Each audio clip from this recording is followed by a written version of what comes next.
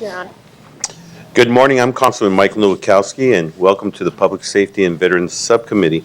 I'd like to call this meeting to order. We're going to continue item number 7, so if you're here for item number 7, that would be continued to next month's agenda. So I just didn't want people to sit through the whole the subcommittee meeting, expecting to speak on item 7. A motion to approve the minutes? So moved. All right, we have a motion. Is there a second? Second. All right, a motion and a second. All those in favor say aye. Aye. All those opposed? Motion passes. I'd like to call to the public at this time. So we have 3 cards, and we have Kim Baker.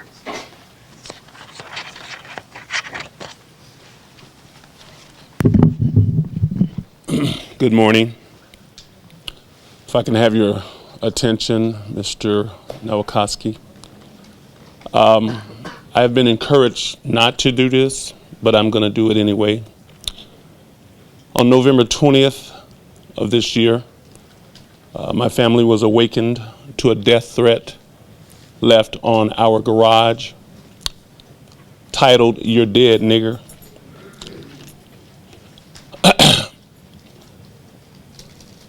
Two days after I spoke at the last city council meeting, this message was spray painted on my garage. I'm here to publicly make it be known that if someone within your police department has an issue with me, because I have an issue with you all, address me as a man. To put my family and my wife in this type of fear, I'm not running, okay? No one wants to hear the seriousness of this nature. Mr. Zucker, you know, it's people like you two that really bother me. I know more about you guys than what you think. Hello? I demand the resignation. I believe it's internal. I'm charging this city and your police department with this threat. Can I prove it? Not yet. But I'll be damned if I'll stop trying. You said, Mr. Nowakowski, you were going to give me another meeting. I'm still waiting. It hasn't happened. We met last Tuesday. Somebody needs to talk to me. And I mean now. Because I will not. And when I say I will not, be discouraged. Thank you. Thank you, Mr. Baker, I'm sorry. Francis? Francis Garrett? Yes. Yes. Good morning. My name is Fran Garrett. I'm the mother of Michelle Cousseau. Can you hear me? Oh, thank you. Can I just interrupt you for 2 seconds? There's an interpreter. Si hay una persona que necesita a alguien que interprete los que está pasando, por favor, pueden ir ahí atrásito y te va a dar una máquina para usar. If you need translations, we have an interpreter in the back, and you can pick up a little interpreter radio headset. Thank you. Sorry about that. No problem. Once again, good morning, and thank you for allowing me to speak. I'm here in regards to my daughter, Michelle Cousseau, who was killed by the Phoenix Police Department August 14th of 2014 by Officer Dupra.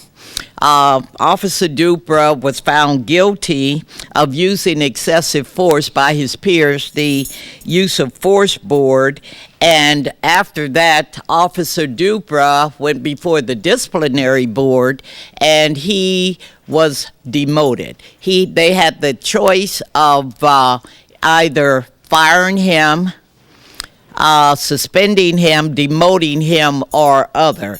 They chose the latter, which was a demotion.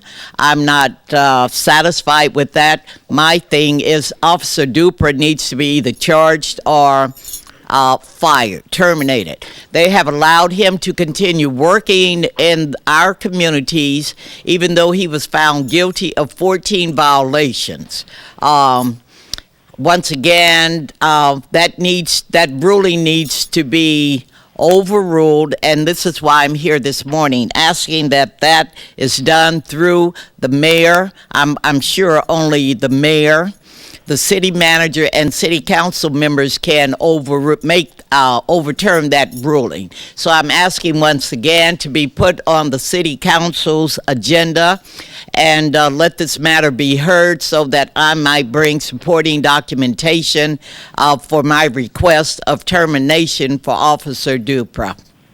Thank you. Thank you very much. And once again, this is public comment, so we as council members or a part of the subcommittee cannot respond to those comments at this time. Courtney? Is there?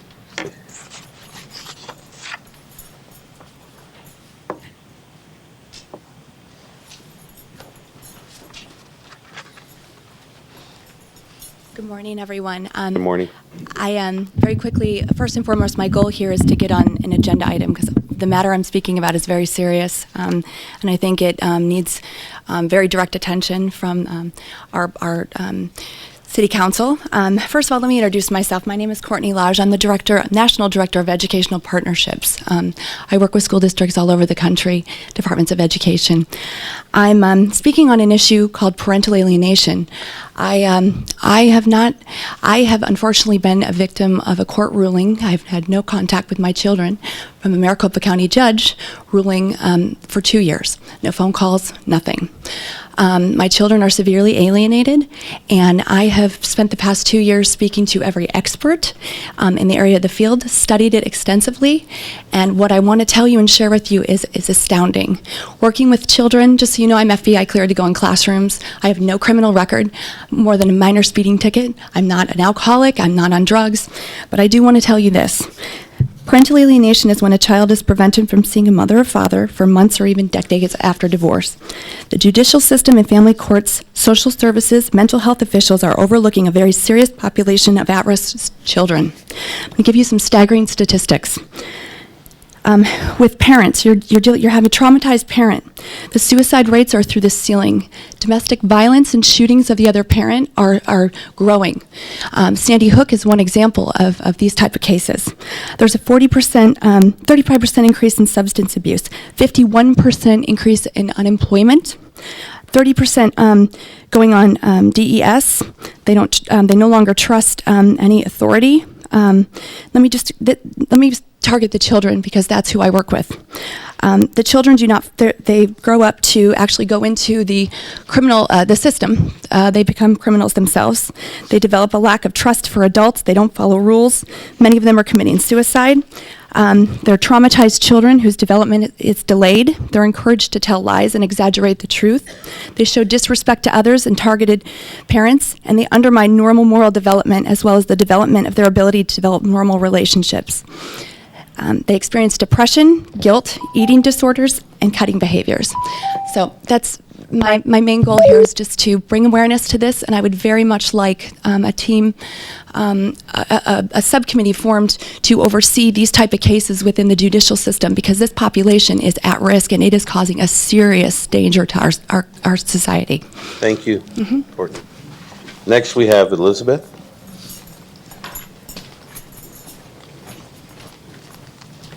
Hello, thank you for allowing me to speak. I'm here to support Fran Garrett regarding Michelle Coussett's death, a mentally ill woman who was shot and killed by police August of 2014. I'm here again just to ask that our mayor and our council members and our committees would review the decision to demote Officer Dupree, but actually fire him. If in any other situation, if I cause an accident, meaning that if I was drinking and driving, doesn't mean that I wanted to kill someone. I may have gotten to an accident and I caused their death. Doesn't mean I willingly wanted to kill that individual. But in this situation, the officer was found guilty of excessive force. I'm in support of officers. I don't believe that all officers are bad individuals. But I believe in this case, when you're found guilty of causing someone's death, that they should not be demoted to serve the community, that they should be terminated. I believe that our model, the police department model, should not be, I'm here to make sure that I go home, but that their model is that I'm here to make sure that we all go home. This will help to heal the community, giving Michelle Cusso's mother justice and letting the community heal, that we know that if an officer is found guilty of causing due harm to us, that the right thing will be done. Thank you. I appreciate you listening to me today. Thank you very much, and that's the end of all of our cards that we have for public comment. At this time, we're going to convene into a special meeting of the City Council, allowing members. We have Councilmember Waring and also Vice Mayor Danny Valenzuela with us, and this allows those individuals to be a part of this discussion that they're not a part of this subcommittee. So we're going to go into item number 3 at this time. I'd like to call a special meeting of the council. Will the clerk do roll call? Councilman DeCiccio. Councilwoman Gallego. Here. Councilman Gates. Councilman Nowakowski. Here. Councilwoman Pastor. Here. Councilman Waring. Councilwoman Williams. Here. Vice Mayor Valenzuela. Here. Mayor Stanton. Alrighty, thank you. So now, do we have a report from staff on item number 3?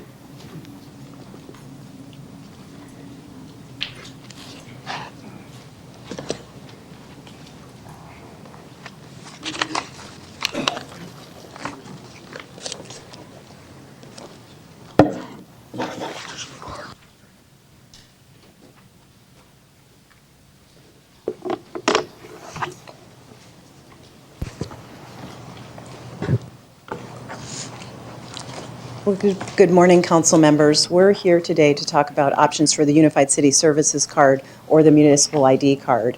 I'm Tony Macron, Special Assistant to the City Manager, and with me today are City Attorney Brad Holm, Assistant Police Chief Sandra Renteria, and Chief Information Officer Debbie Cotton. By way of background, the community and council members asked staff to research the possibility of creating a Unified City Services or a Municipal ID Card. We presented first in March to the Parks, Arts, Transparency, and Education Subcommittee that Councilwoman Pastor chairs. And after that meeting, we quickly realized that there was a lot of staff research that needed to be done in order to do a thorough job of investigating this type of concept. So we went forward to the City Council in April to ask for council approval to exceed the 8-hour rule. The council approved and gave staff that authority in April on the 22nd, and staff then formed an internal working group with law, police, parks, human services, library, transit, and many different city departments to really investigate and research thoroughly this concept. After we concluded our research, we then came back to the Parks, Arts, Transparency, and Education Subcommittee in September. We presented our research, we talked about costs, we talked about different technologies that could be used for the card. At that meeting, there also was a motion made to direct staff to issue an RFI, which is a request for information, to send it out to the private sector to see if the private sector was interested in partnering with the city. That motion did not move forward. It failed on a 2-2 vote. At the November Public Safety Subcommittee, council members then asked again that we come back today to this subcommittee to present this topic, and that's the purpose of us being here today. So there are many areas that we could receive policy direction from. Staff has done considerable amount of research, and we're at a point where we would seek some council guidance on many different areas. starting with what are the card options. One area that you are familiar with that we all have talked about is the possibility of creating a unified city services card. I bring as the demonstration, as I have before to different subcommittees, the number of various cards that the city has. And a unified city services card concept is taking all of these cards, combining them into one easy-to-use card for residents. It would be taking primarily the library, senior centers, parks and recreation, and golf cards, combining them into one easy-to-use card. When we have talked about this concept before, the cost is approximately $5 million, according to our information technology department, because staff currently, the city does not have technology that talks to one another. Each of these departments has different technology that they use for their card systems. So the cost would be approximately $5 million to implement this card. Another type of card that has been discussed is a municipal ID card. Examples on the screen on the right are cities of San Francisco and the cities of New York. They have created just a municipal ID card that does not offer any other services. It's simply used as an ID card. To give you an example of the costs associated with creating those cards, San Francisco's initial cost was $800,000, and that's a city-run effort. And their annual operating cost is $200,000. So that's for the San Francisco card that's on the top. New York City also is a city-run card, and their initial costs were $14 million, and they anticipate the ongoing cost to be $7 million. So that gives you a couple of examples of cities that currently have municipal ID cards, and they are operating their municipal ID card program internally. Absolutely. So for $14 million on Is there a microphone? Oh, sorry. Yes. For $14 million and $7 million a year, how many cards are they distributing? I mean, I know New York's big, but that seems crazy expensive, even by government standards. Councilman Waring, the information that we had when we conducted our research is they had issued about 400,000 cards, New York City had. They just launched in January of this year. The one thing to remember that New York City did that other cities have not done is their card is free. Other cities have tried to make the card very affordable to residents, but to cover their costs. And the amounts are anywhere from $10 a card to $20 a card for residents. But for the first year, New York City is offering the card for free for residents. How do you cover the costs if there's ongoing expenses? I think you said San Francisco, $800,000, however many cards they divvied out, and that's $200,000 a year. I mean, I would assume populations change, but I assume most people would get the card if there's really a demand for this right away. So it seems like it would taper the second year, but you still have the expenses. Yes, How Councilman. do they cover that? That's what I'm assuming that San Francisco is doing because of the $800,000 initial cost and then the $200,000 operating cost. So the costs would decrease because, as you're saying, there would be an initial demand and then also ongoing requests. So the ongoing is that they're still billing residents as they come in? Yes. So there's probably a quarter of the number of people asking in the second year? Yes. Probably makes sense. Right.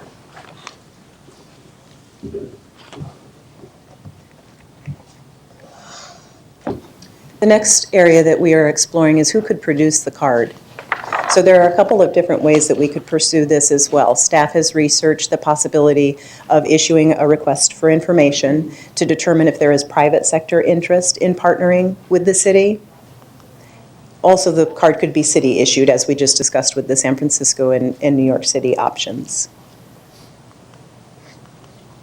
Costs we've talked about a bit, but there is one more option that the cities of Oakland and Richmond that are pictured on the screen are pursuing.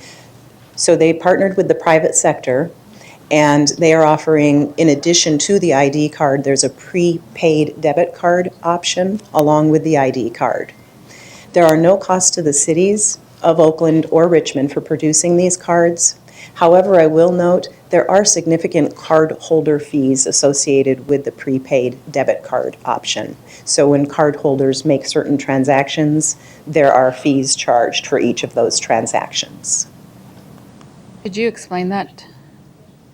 I need a clear understanding. So I'm assuming first of all, how much is it to purchase this card?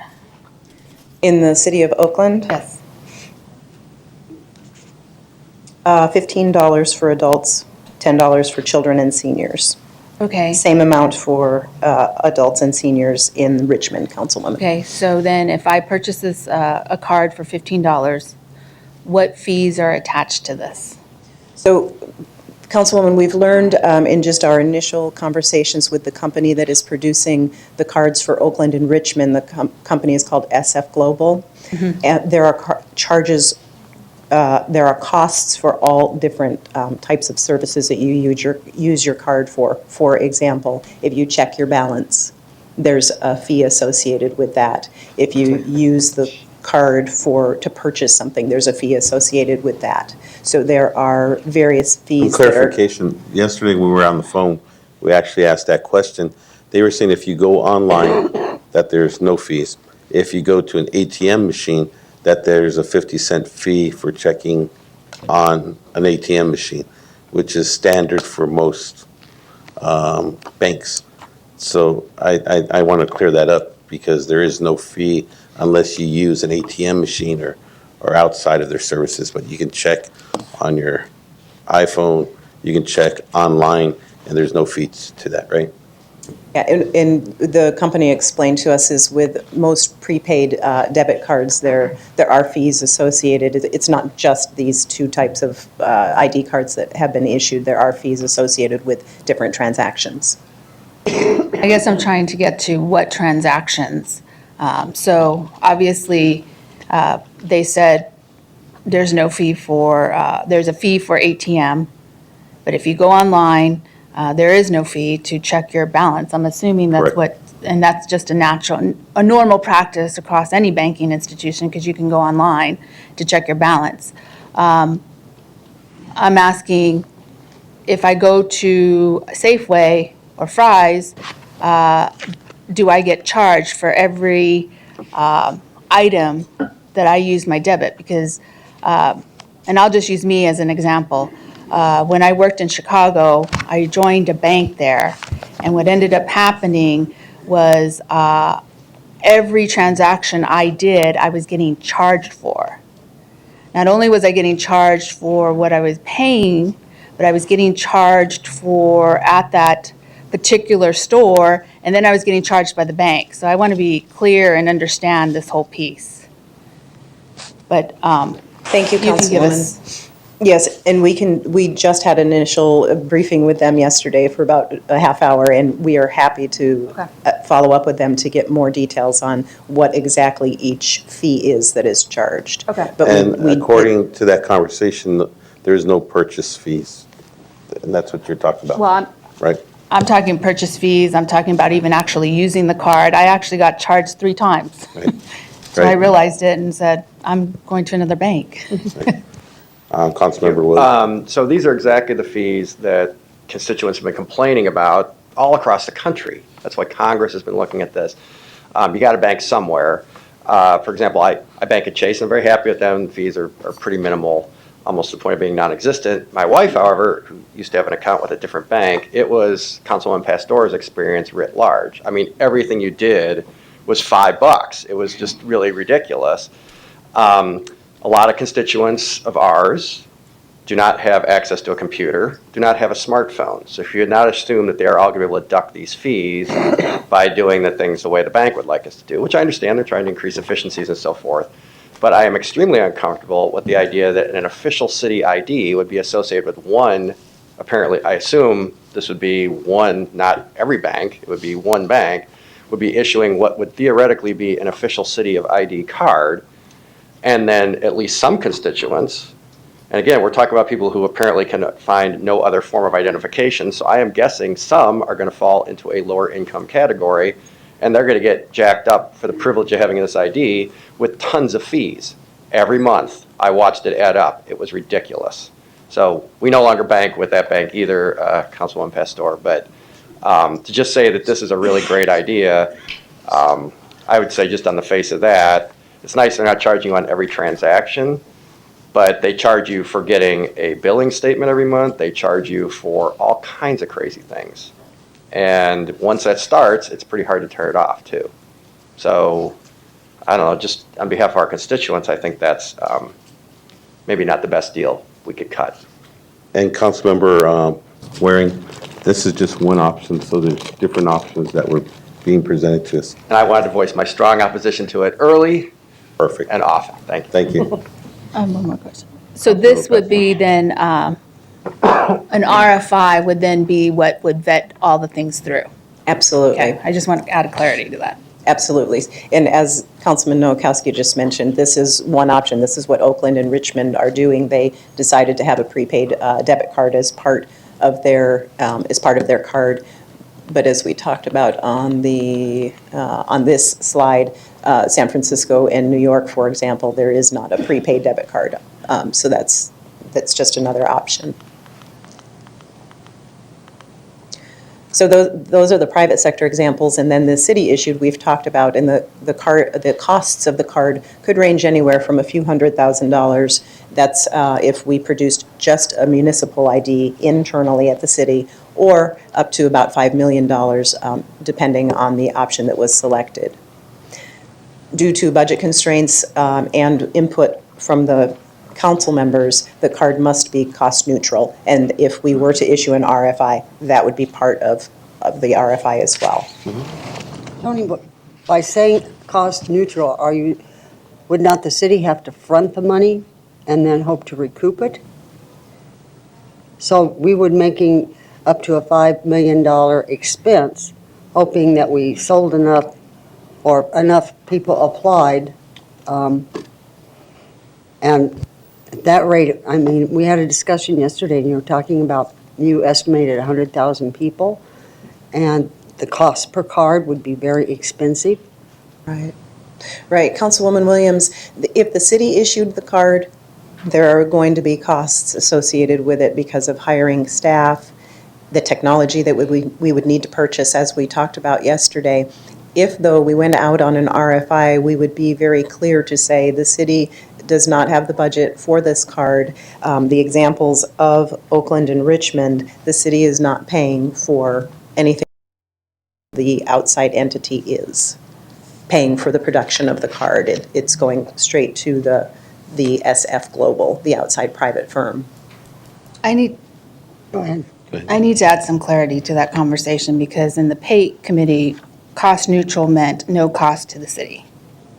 So I want to get that cleared up quickly, that card must be cost neutral, that it's no cost to the city in the state of our budget right now. And so those were the conversations in the pay committee. Those were the conversations that we had with the groups. So I just want to add clarity. Then can I follow up? The cost of the cards, but would there be a cost or additional staff to maintain the cards in the future? And I would think there would have to be an expiration date or something, depending on what kind of card we had, to make sure the people still resided in Phoenix. Councilwoman, it's our understanding that if we outsource the card and go with a company like an SF Global, it's managed by that company. So the city does not transact, the city doesn't issue the card, staff members aren't involved. It's SF Global staff or whoever it is they're contracting with. So the company would have access to all the information and maintain the record? The city's not involved at all? Correct. That sounds peculiar. The company would maintain the database of information. At no charge? Correct. And no charge to the customer? No, there is a charge to the customer. So New York Okay, so City. it wouldn't cost the city, but it cost anybody who wanted one of those cards? Correct. So the All right. New York City example where there is no cost to the customer, it's because the city said, we are going to invest millions of dollars. And that's how New York City is not charging residents currently. But this cost in our examples currently, it's about $15 to $20 per card that the resident pays for the card. Annually? No, just for the issuance of the card. So is it good forever? That I don't know the answer to, but we're happy to check to see if there are expiration dates on them. I'm looking at the ones on the screen. Yes, there are. We're happy to follow up on There that. are. There are. So, I don't know, but never mind. Ask later. Sorry. Councilmember Waring. Well, I mean, Councilwoman Williams used the word peculiar, so I will borrow it because I think that's apropos. I guess I'd have to question, if we're not involved in this at all, how is it different than a card that, for identification, that a company just out in the world gives you? It doesn't sound very official if we don't keep the records and so forth. If their data manages to get stolen, which happens, I'm a T-Mobile customer. All the data just got stolen, happens all the time. And it's going to have the city of Phoenix's name on it, probably not the company. It's not going to say, oh, this card was issued by whatever on the front. It's going to say City of Phoenix. We're going to own that, but we're not going to have any control, it sounds like, over what they're doing. This is already an existing company, and I'm sure it has its practices and so forth. I'm sure it does fine, but bad things happen. I think Target, I mean, there have been all kinds of examples. I'm not saying we're perfect, but at least we can control what we control. This complete outsourcing of this particular government function is peculiar. And Councilman Waring, if it is the decision of the council to outsource to a private company to manage, that would be part of our RFI, making sure, and Debbie Cotton would be happy to explain that a bit further, but making sure that all of the data is secure and that the systems that they are using are secure systems. But it won't be our police department, any of our employees, our data management team that's doing it. Not in the scenario of the private sector. But just And some clarification, we're actually going to try to issue an RFI. We can create whatever we want. So right now, it's a debate to talk about the best practices that are out there right now.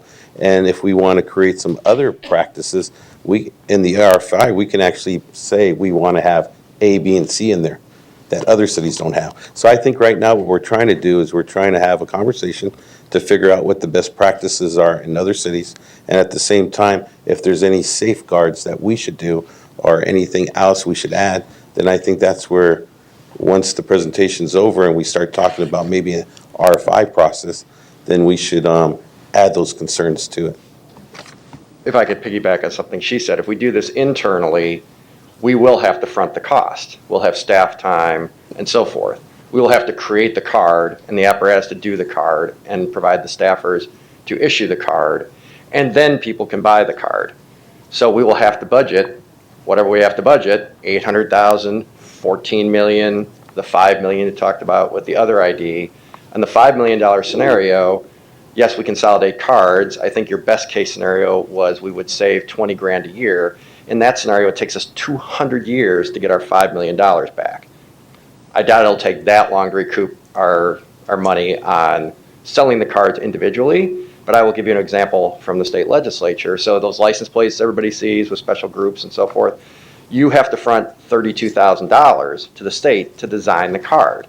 And then when they sell the plates, you get a cut of each plate sold. I think it's $10 or something. Well, groups have found that it takes quite a while at $10 a throw. You got to sell a lot of plates to just get your 32,000 back. We will have to sell a lot of cards to get 800,000 back, 5 million back, 14 million back. I doubt it'll be that high, but whatever. So some budget year, there's going to be a front cost in there if we do it ourselves. If we outsource it, it goes right back to all the problems I talked about earlier in terms of data management and how much control do we have over this, and is this really even our card? We're just sort of a pass-through. Correct, So- Councilman Waring. If the city was going to issue the card, there would be significant costs involved, one time and ongoing. Thank you. Just as a library card, a rec card, and all those 14 cards that you have there cost us, right, for services. Can I ask a question to that point then? Absolutely. If the idea is we're replacing the library card, the parks card, and so forth, that's the $5 million plan. The savings was only $20,000 a year. That was your best case scenario savings, right? That was our Again, estimate, yes. 200 years to get us back our money. So, it's not like, well, we're getting rid of these other cards, we're going to save a lot of money in 200 years. But in the short term, some budget year is going to eat $5 million that we don't have. If the Unified City Services card concept was Well, I mean, I think moved that's the one he was forward, alluding yes. to, because he's like, well, we already issued cards, that's true, but this will be a $5 million net loss, or 480,000 the first year, however you want to look at it. Councilmember Gallego. When we did the estimate with the 20,000, did we account for the fact that lack of ID can be a significant barrier to economic success? That if someone doesn't have ID because they were a domestic violence victim, they may need many more city services to get housing, to get stabilized. Did we account for those services in that estimate? Councilwoman Gallego, I will ask Debbie Cotton to chime in here because her staff worked on that estimate. Councilwoman Gallego, we did not include those costs. We were merely calculating the cost of the cards and our cost that we use today to purchase the library cards, the parks card, and the various media. We did not take into account any potential economic development or economic hardship that would be cost to citizens. Wonderful. I think that needs to be part of the debate, that if people are not in stable housing situations, if they don't have economic opportunities, that the city is paying some of those costs, and that if they can be self-sufficient, that is of a benefit to the taxpayers. If you want to go ahead and continue.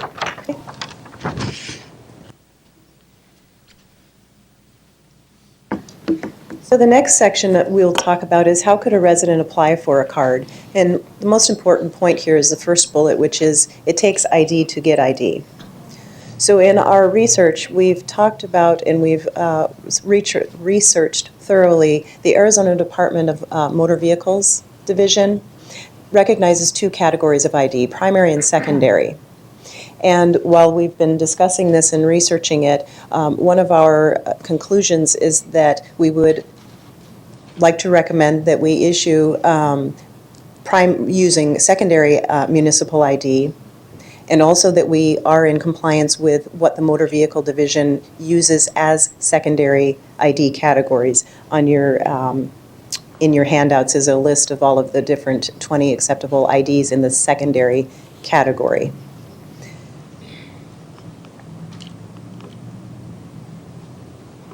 What could the card be used for is the next area that we researched, and that is it could be used to assist in establishing identity for Phoenix Police during a traffic stop if the card displays your full name, date of birth, residence, physical description, and other biometrics such as sex, weight, height, eye and hair color, and a signature. Councilmember Pastor. Could you go back to the slide? When you say secondary ID, what does that mean? Brad. Councilwoman Pastor, so the Department of Motor Vehicles has established two kinds of categories of ID for purposes of obtaining a state-issued ID. There are two kinds of state-issue ID. One is a driver's license, the other is a non-operating identification. The key there is that the state believes that it has occupied the field of regulating state identification, so it takes the position that that identification is its domain. And in that area, it's the state issues primary identification, not secondary. But it'll allow a citizen to obtain a primary identification, namely a driver's license or a non-operating permit, if the person who seeks the ID can present both a primary and a secondary ID. Primary ID, think government-issued ID, like a driver's license from another state, a passport, a military ID card, a tribal reservation card. Secondary category includes a number of things like that are customarily used. If you remember, in my day when I had to cash a check, I used to have two forms of ID. You had to show your driver's license and typically a bank card. So the bank card is the secondary ID. And it's actually accepted by the Department of Motor Vehicles to establish identification in order to get a state-issued ID. And that list is before you, the ADOT list. It includes things like a driver's license issued by another state, an armed forces driver's license, certain ID from your employer will be acceptable, a bank card, those kinds of things. Does that help? Yes, it does. I just needed understand clarity what's considered a secondary ID.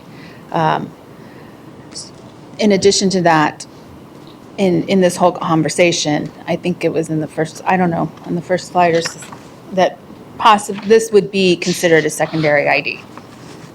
That is correct. We don't have the capacity to issue a primary ID because we would have to require a primary ID to be in order to issue a primary ID. And effectively, if you already have a primary ID, why would you want a primary ID from the city of Phoenix? That is not a logical outcome or a Okay. logical conclusion.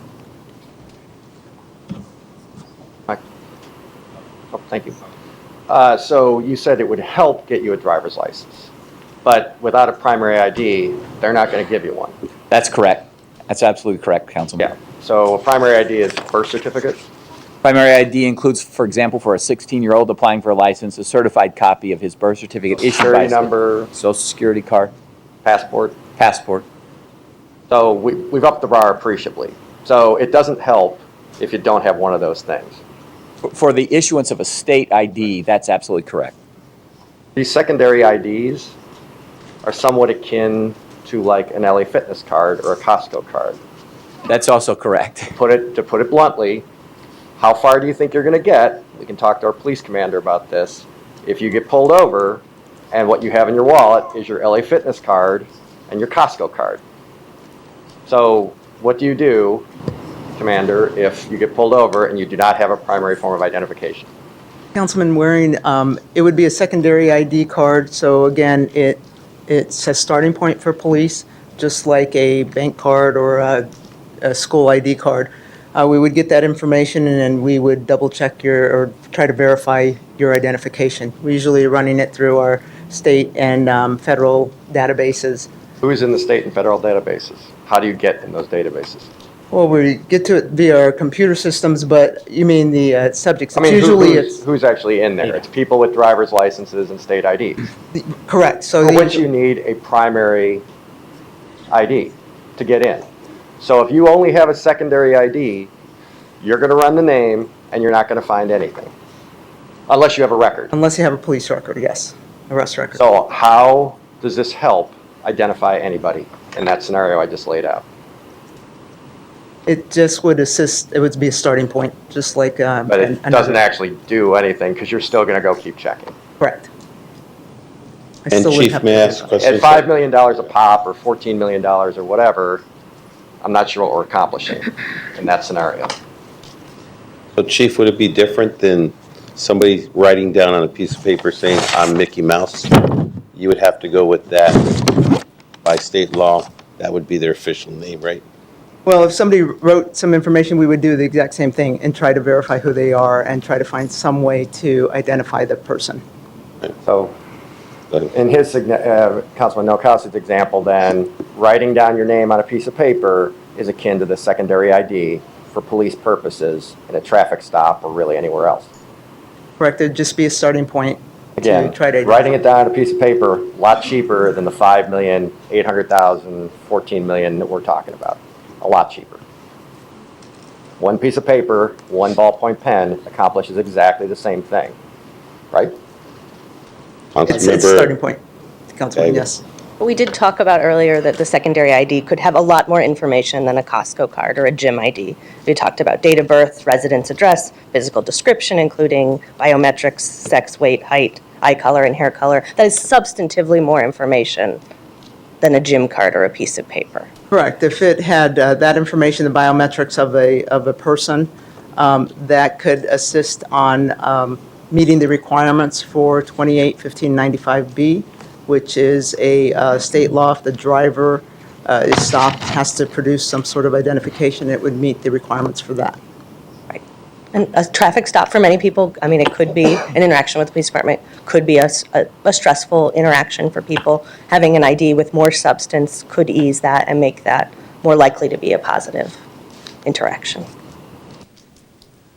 It would be, again, information that the officer would have as a starting point to start the identification purpose of trying to identify who we were talking to. And it would be making the officer aware that they are part of the city of Phoenix and that they produced documentation to get the secondary ID. It would depend on what documentation is necessary to get the ID, but again, it would be the same as the library card or the school ID card, be a starting point for us to gather information and then go from there to verify the identity. Yeah. Now, your personal opinion, if you pulled somebody over for jaywalking and they had let's say if we had a Phoenix ID card, would you feel more comfortable handing them a citation and feeling that they would probably go to court, or than a person that wouldn't have an ID or something written on a piece of paper, their name?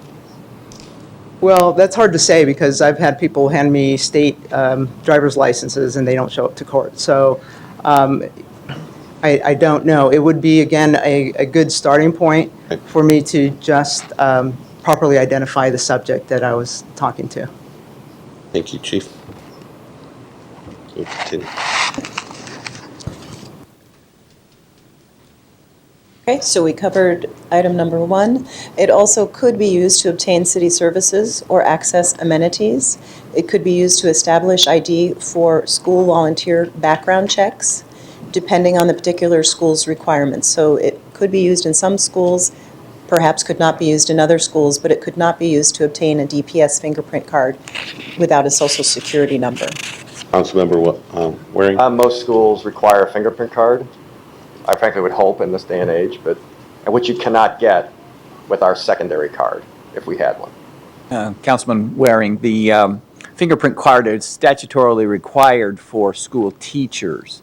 Some schools also require like recurring volunteers to get fingerprinted. Now, if you're just going to go with your kid on the field trip down to the city hall to see how it functions, you might not need it for that. But recurring volunteers who come consistently once or twice a week and volunteer in a classroom, some schools do require the fingerprint for that. So this would not help you because you'd have to have a social security number. you'd have social security, birth certificate, passport, something like that. Exactly. Which you're not going to have, because otherwise, as you pointed out, why would you be wanting a City of Phoenix ID card if you had all that? Typically, that's correct. You're So absolutely it's not really going to help you get the fingerprint card. On the record, when I go visit my children at their school, they ask me to leave an ID. I normally leave my city badge, and then when I come back out, they hand me the city badge, and I return the visitor's pass. So I don't think ours is vetted like with the fingerprinting and all that. I think it's any type of secondary ID just to go visit or walk into a school.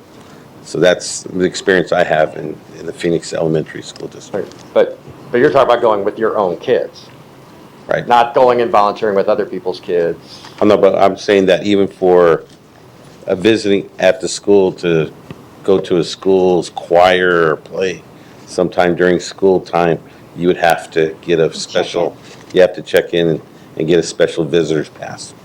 Yes, council members, and that's why we have that up there as an example, because it really does depend on the situation, why you're visiting the school, and also depends on the school district's rules and policies. Mr. Chair, aren't city employees vetted, social security number, Yes. all the basic requirements? So it's closer to a primary than a secondary in some ways. When it comes to a school, they would know if you're a city employee. There has been research done on you?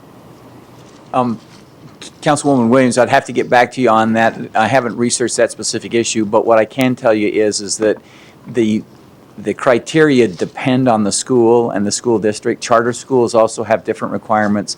Generally speaking, a volunteer who will be a recurring volunteer, somebody who's going to be there through the semester, come in once a week or twice a week, work with other people's kids, is probably, some school districts will require that person to be fingerprinted because they require teachers to be fingerprinted. Right. In other contexts, as the councilman points out, the chairman points out, absolutely to visit the school, to visit your kids, to attend a play, to watch something during the course of the school day, an ID, they don't care as much about what the ID is as long as you prove that I'm the parent of Jimmy, and so you could probably get away with your city ID.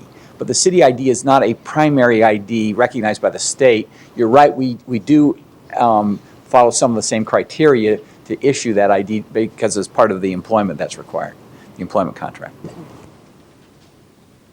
Councilman?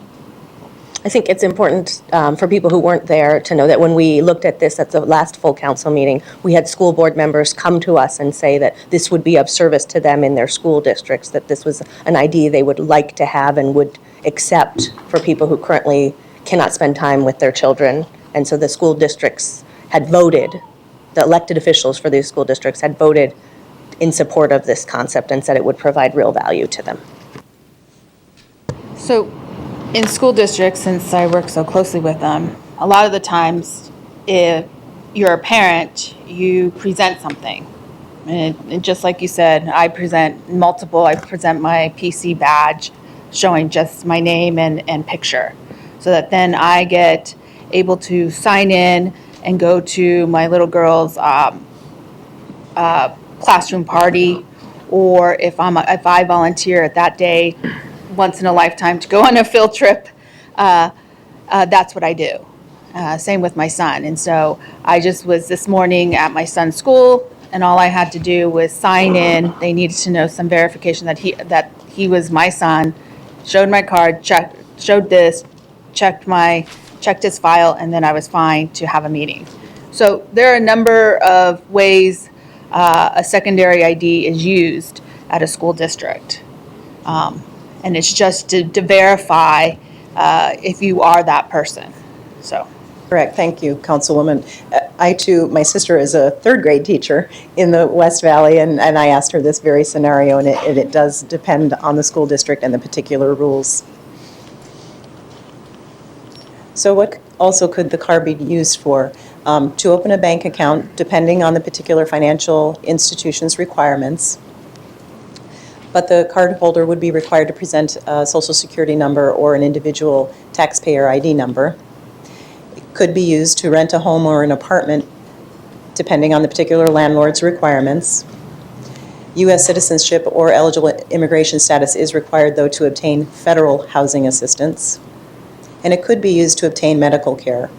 But again, in order to sign up for the federal exchanges, you would need proof of U.S. citizenship. So we'll move into the area of what the card cannot be used for. Could not be used for establishing lawful presence in the United States or in Arizona. It could not be used to establish identity if a consular ID card was used to obtain the municipal ID card. We've had quite the discussion about this. There are some states that do accept the consular ID as a form of ID. There is particular Arizona state law that is not accepted. So in Arizona, cities cannot accept the consular ID card. It could not be used to obtain employment in Arizona. Could not be used to issue a business license or to register to vote in any election or to obtain any state or local public benefit, except those that are available generally to the general population, and that would be an example of a library card. We move now on to the technology piece, and this is the last area. And we've had extensive discussions in our previous subcommittee meetings about the technology requirements, depending on what type of card it is that the city would issue. But we want to reemphasize again that whether it's issued by the city or the private sector, all PII must be stored securely. So that is an area that we would take very seriously, whether it is city issued or whether we issue an RFI. At this point, that concludes the presentation. The next steps are we are seeking your direction and your advice on the different areas that we've talked about today. And then also staff would recommend issuing an RFI to gain interest from the private sector in partnering with the city on producing or managing this type of card. Those recommendations are for the Public Safety Subcommittee when we go back into the Public Safety Subcommittee session. Thank you. Thank you, Tony, for the presentation. Councilmember Waring. We've had kind of a long list here of things you can't use this card for. About the only thing I heard that you can use it for is you might be able to use it to go to some schools. I can't think of what the second thing would be. I think the testimony, again, I don't want to paraphrase, was this card for police purposes would have the same weight as writing your name on a piece of paper. It's been in the paper, which is spurious. If you go out because somebody called you, because somebody broke into somebody's house, their house, this is the victim, not the perpetrator. So you get to the victim's house. They do not have to show you, by law, ID, correct? Councilman Waring, that's correct. Victim witnesses do not have to show or provide any identification. So the arguments that have been in the paper that we're not going to call the police because we don't want to show ID when you show up has no merit. You shouldn't be asking for the ID. You don't need the ID. You may want the ID for court purposes and so forth, but if somebody declines, they do not get hauled off to jail because of that, correct? That's correct. It's not a crime not to have identification when they're victim or witness of a crime. To the driver's example, if you're driving and you do not have your driver's license, and again, you're waving your LA Fitness card, your Costco card, or your Phoenix ID card, you're still driving without your license. That's bad, right? Last time I checked.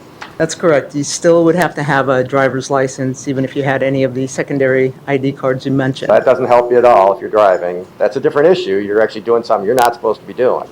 If you're in the passenger seat and you're not doing anything wrong, you're sitting there, seatbelt's buckled, there's no reason to believe you've done anything wrong, that person is or is not having to show ID.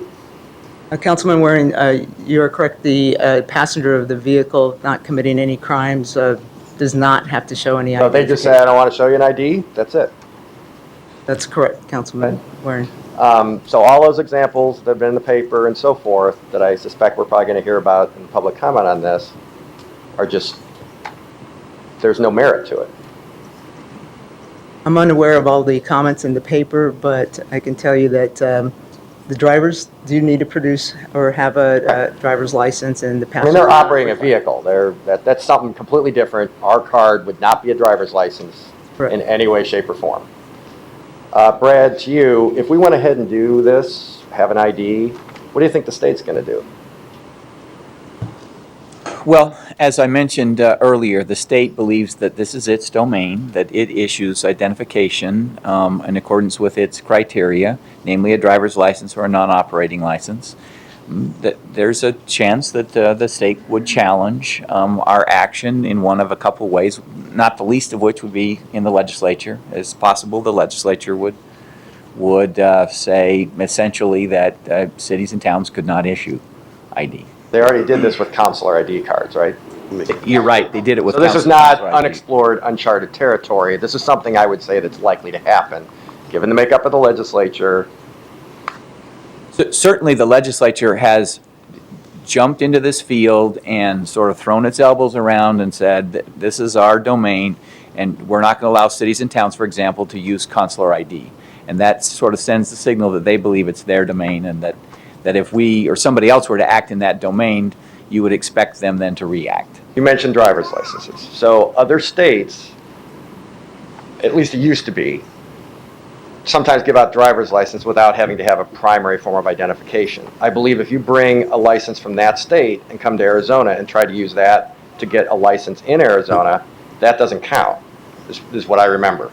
That's my understanding of the MVD rules. So we don't even accept in Arizona a driver's license from another state that's not a primary ID, or that you didn't need a primary ID to get. They're not even accepting that to get a primary ID. My belief is generally that's So correct. the bar is high. The state has spoken on this issue. I think it's likely if we go ahead and front money to get this card, we spend a lot of staff time on this, we're not going to get to do it anyway. Last time I checked from civics class, the state kind of can tell us what to do in some regard, and I would expect this would be one of those. So I think it's unlikely we'll ever get to issue this card. I don't know how much time people want to spend on trying to get one.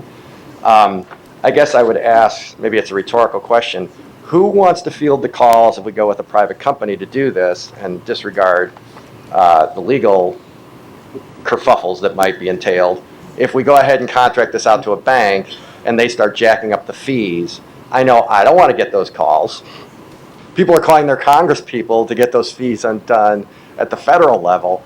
So I guess I would buyer beware on that one. I certainly hope if you proceed in this and it goes to a private firm that you get something ironclad that suddenly it's not going to be $10 every transaction and so forth. And those fees are out there, as Councilman Pastor has indicated.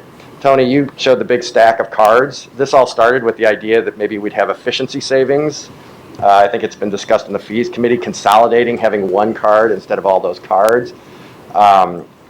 realistically, it amuses me to no end that we're now talking about actually adding another, after complaining about the large pile of cards, we're now talking about potentially adding yet another card that, unless we spend $5 million, it won't be a library card. It won't be a whatever. To consolidate all those cards is $5 million. Doesn't sound like we're going to be able to afford that, I wouldn't think.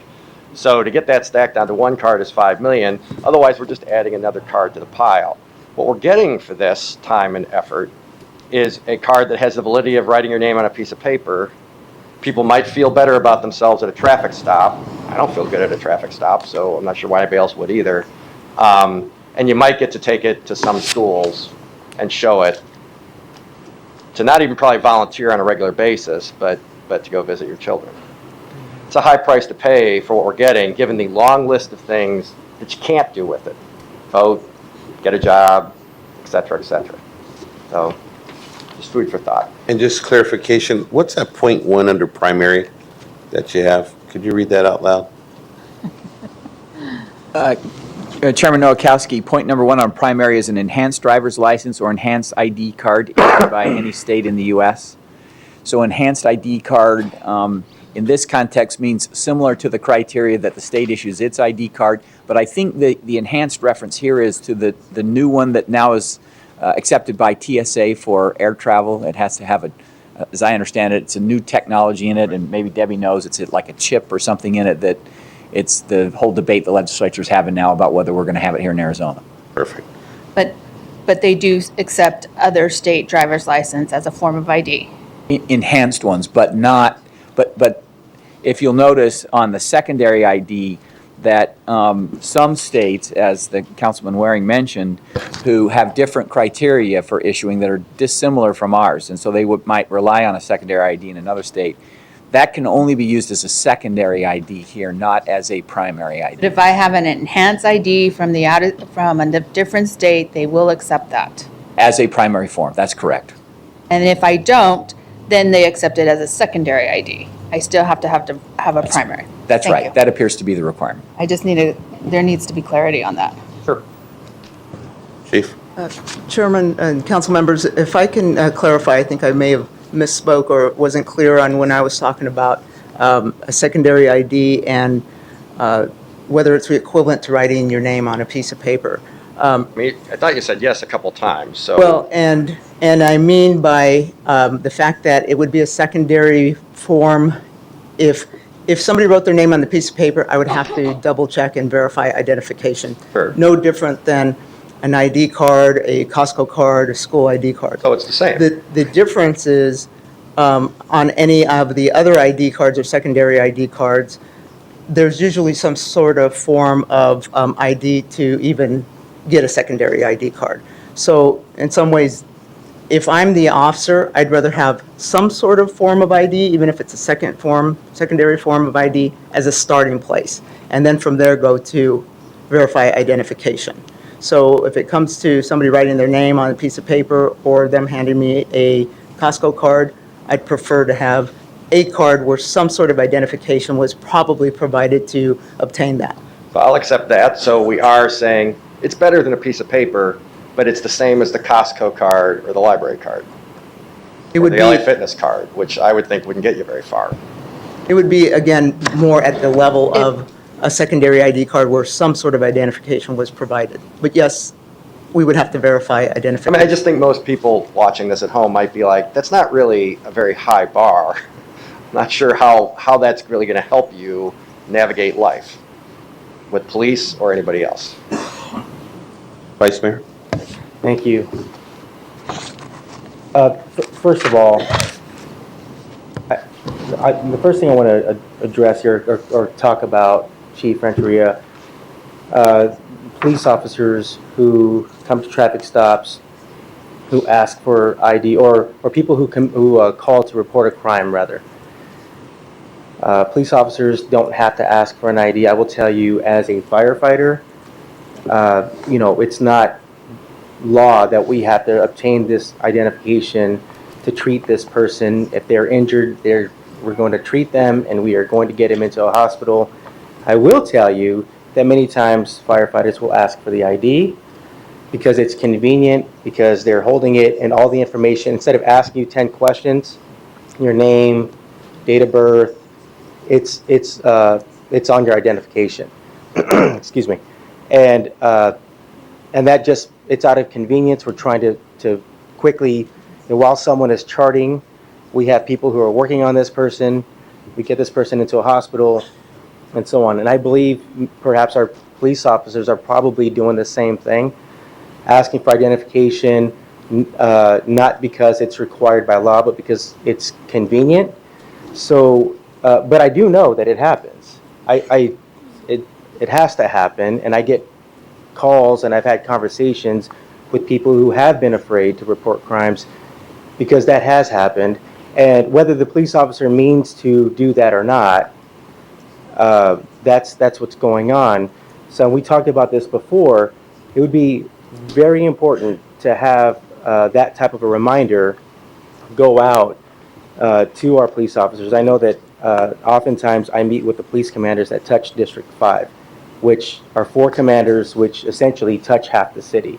And I've had this conversation a few times with our police commanders, and as our commanders rotate, I've had the conversation again because I think it's important just to remind police officers that when they are out there, there is a concern in the community that they feel there are people out there who feel like they don't want to report a crime because they don't want to have to give their identification or be put on the spot, and so that I think that might be an entirely different agenda item or an informational type of item. Obviously, I wouldn't be able to be here for that unless it's a special meeting like this, but to talk about some of the training methods and what exactly PD can and can't do, and just reminding our officers that again there is a concern. I'll tell you as a That's firefighter. a good idea. As a firefighter, if I knew that was drawing concern, and if I didn't know that, I'd continue to ask for the ID. If I knew that was drawing a concern, if I knew people were not going to call, even if they had a house fire or if they had a loved one that was injured, I would stop that immediately. We would stop that immediately, and I would think our police officers would respond the same way. So that's first and foremost. I think that doesn't happen. That's inaccurate, and it's and so I wanted to mention that. Excuse me. Going back to Oakland and Richmond, these cards. Do we know if those cards are primary or secondary IDs in the state of California? I don't know that, Vice Mayor, so I couldn't respond to that. I'm sorry. And I'm sure that probably has to do with California state law versus Arizona state law versus New York state law and so on. So there's a lot of information and background that we need for those things. Vice Mayor, if I may add, because when we did our research, it looks like for Oakland, in order to get an ID, there are lots of different options that you can present, but one primary and one secondary ID is required for both Oakland and Richmond, if that helps at all. So it's the same as here. Well, but my point is, and the reason for the question is we don't have all the answers here. So to say that the card is only worth a name on a piece of paper or would only have the value of a Costco card or would allow someone to volunteer at a school or not, or would allow someone to use city services or not, or let's get ahead of ourselves and say the potential partner. There was a conversation just yesterday, for crying out loud. So the potential partner would not be a good partner for the city of Phoenix, or would. There are a lot of uncertainties here, and this card would be incredibly important. This cause is incredibly important. I think it's about one's identity, incredibly personal, and we need to do our diligence, and we have to get it right. There are a lot of people that depend on this, and I'm not a voting member of this subcommittee. I realize at the end of public comment, a couple of us will have to leave. I would hope that there would be an RFI a motion for an RFI. I will tell you that I am disappointed that just about 3 months ago, sitting in this very subcommittee where I have a vote in the PATE subcommittee, I actually made a motion for an RFI, specifically noted Oakland and the things that are happening there with their card, looking into public-private partnerships, trying to figure out a way to make something like that work here, and that motion failed. I do appreciate Councilwoman Pastor for seconding that motion, but the motion failed. I feel like we've lost about 3 months if that motion would have passed. I'm hoping that that something like that will happen today so that we can continue to move forward. But clearly there are so many questions out there. Is it a primary or is it a secondary? Is New York's a primary or a secondary? Again, all of that depends on state law. I would be interested to know if there's an ID in the country in a state with similar laws as Arizona, state laws as Arizona. Is it an ID? Is it a city service card? What are the costs? What are the options? I'm not suggesting that unless there's one like that, this city can and cannot do, but those are the types of details that I think we need. That's the type of research that I think we need. And overall, the concept is something that I've been supportive of. I will continue to support. As I mentioned, I'm not a voting member of this particular subcommittee, and I am hoping for the best. I'm hoping that this subcommittee does take action today to move this item forward. I'd like to ask my colleagues, we have 8 cards. Some of us have to leave at 11:30, so is there? I'll respond to that real quick. Real Okay, quick. so first and the then after vote, this, we'll go to the cards. Appreciate your passion on this issue. I mean, I do think the thing failed 3 months ago. You know, it was based on the $5 million price tag, too. I voted against it. Perhaps the other person who did. You know, that's a kind of a sticker shock type of situation. As far as Oakland, it's apples to oranges. You need in Oakland, it sounds like a primary ID to get their ID. So there's that. The bank fees are what they are. I mean, I don't think you're going to get around that if that's going to be the issuing body. And then you'd also have the data security issues as well. To the examples you raised about me, my discussion about the piece of paper and so forth, you know, we had the police commander, I think she assented to that twice. I'm willing to let the piece of paper analogy go, but I'm not making any of this stuff up. This was based on the testimony that we heard in the last hour. When I say it's worth an LA Fitness card or a Costco card, that's because that's what we were told. That's what I'm basing it on. If there's something else, I'd like to know. I do have a question about police procedure.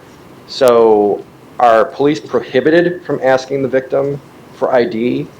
Or, I mean, they're not violating anything by asking, right? Sounds like it probably is an efficiency measure. I agree that that's Councilman probably the Waring, case. that's correct. It is not against policy or procedure to ask for an identification. They would be out of compliance, I assume, if the person said, I don't have any ID to give you, or I don't want to give you an ID for my own reasons, or whatever. If they then badgered the person or took them in just for that, that's illegal. Is that right? Correct. It's not a criminal offense not to have an identification card if you're a victim or witness if asked for. It is a little bit of an efficiency method that we ask. That way we can get all the biometrics all down at one time. Also, it helps us to just identify who we're talking to and putting them in their information into a criminal report. So that way, if there's follow-up later on. When I talk about spending this amount of money, again, these aren't my examples. It has the same weight as giving the officer an LA Fitness card or Costco card. Maybe it makes people feel better, but there's no tangible, we can't quantify that. It might help you get into school. Are there other examples where this would be helpful that I'm missing, that we talked about today? Because I don't remember any others.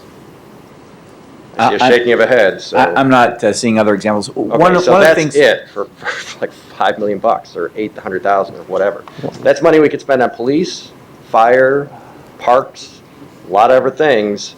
I just think we need to do better to even think about moving forward, particularly given that the state is going to cut us off afterwards. So, Could I, Chairman Nowakowski, could I clarify one thing? Absolutely. So, with respect to secondary ID, there's been a little bit of debate. We've sort of thrown out examples, but if you look at the secondary ID list that MVD recognizes in Arizona, like a Costco card or an LA Fitness card are not even valid secondary ID in Arizona. So the one that's most analogous to it would be a school ID card. But the school ID card has probably more presumptive identification value to the state than, for example, an LA Fitness card or a Costco card. So I'm not sure you. I mean, I've used those examples for the last hour, and nobody. And well, the testimony was that they are the same. So. Well, and I think they are the same for the purpose that the police department is saying, and that is if you've got any kind of card that shows any kind of information about your ID, it will assist the officer in the starting point of trying to establish ID, but it's not only in spelling presumptive the ID. name and typing it into the computer. Once it turns up nothing, we're back to square one. I mean, we're back to square one, right? Yes or no? I mean, well, as I understand the police procedure is if you show them an LA Fitness card or a Costco card, which is not valid secondary ID in Arizona, it will be a starting point to allow the officer to begin to allow the officer to establish ID, and she or he will do that by going to the database. There's a national and state database. without the primary ID, you're not going to turn up in that database. But just a, or in the restaurant. Just a clarification, You're right. it would be something that would be recognized by the city of Phoenix. By the city. For example, if I go in Candle Park and I want to use a basketball, I can use the city card to actually use the basketball, and then they return my card back after I return the basketball. To issue a library card, they ask you for some type of ID. It can be used to actually obtain a library card and other services from the city of Phoenix where they ask you for a secondary ID. So I think there's many things that this ID can be used for. Vice Mayor. Thank you, Councilman. I want to clarify, one of the concerns that we have been reading about in the paper and has to do with crime reporting a crime. We don't want anyone to feel like they cannot report a crime or feel like they are afraid to report a crime. And that's the reason I brought that up. The $5 million fee, going back 3 months ago in this very room, you may remember me giving my opinion. I felt like that was a very premature number. If we haven't done an RFI, how could we possibly say this is going to cost $5 million? It'll only cost this much. And so this is why we should do something like an RFI to try to figure out, and depending on what we find, we may have, I imagine that we'll have some options. If we want a full city service card with all of the updates that we have in our IT infrastructure, it's going to cost this much. If it's going to, but giving us some real hard numbers based on official research that is out there on an RFI the motion could be made on a cost neutral RFI.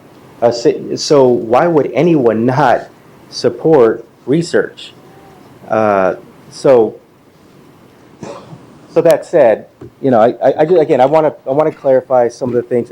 What I want to do is, what I'm hoping for is that this doesn't move simply because of what might happen or what information might be out there or how much it might cost or what it may be used for. We should be researching this and then get to a point where we can have that discussion and that debate on whether we should move forward then or not. Respond to that. You can respond Thank you. to I appreciate it. So it costs us money to do research. That's why we have the 8-hour rule that we have to vote on. So this is not cost neutral. It's going to cost us money to do this. What research? I mean, you provided us several examples. You provided us several examples months ago.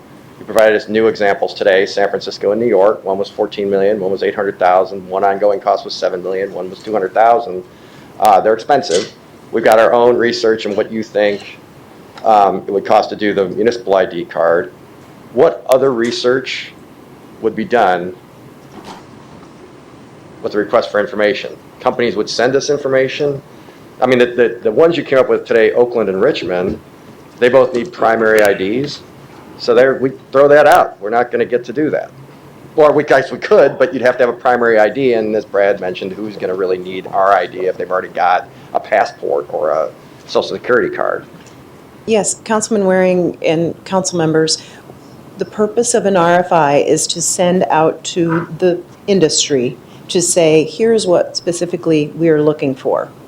And we would outline what it is that we're looking for, the type of technologies that are out there that we are not aware of, the costs that would be incurred to create such a card.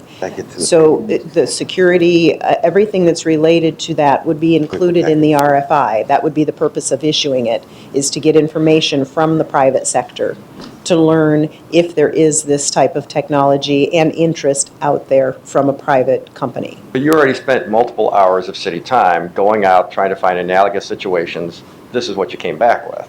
So you kind of know what this is going to cost per card and so forth. You've given us examples. You know how many people in New York, for example, have a card. So that was 14 million bucks. It's 35 bucks a card. It's fairly simple math. That took 30 seconds. I hope it didn't take 8 hours. You can probably find that kind of information online. So I'm not sure exactly what the companies are going to tell us that's better than what you've already provided. As far as again, not calling police, that is a myth. So it's unfortunate that it's an urban myth, but it is a myth. Police can't force you to provide the ID if you're a victim. So I agree with you that we should have a meeting. We should tell police to spread that word. But if people aren't calling because they believe they're going to be arrested for not having ID, that is a bad reason for not calling because it's not true. I'm going to let the Vice Mayor respond quickly. Councilmember Pastor, respond quickly. We got to get to the public comments. Thank you. I appreciate it. I'll stick with my comments around police reporting. Clearly not a myth. Secondly, the 8-hour rule, cost neutral. It does cost city staff time to research this, and why would we do that? Look around. We would do that because there's an interest for this in our community. We should be responsive to our community, and if our community wants us to research it, I think we owe it to our community.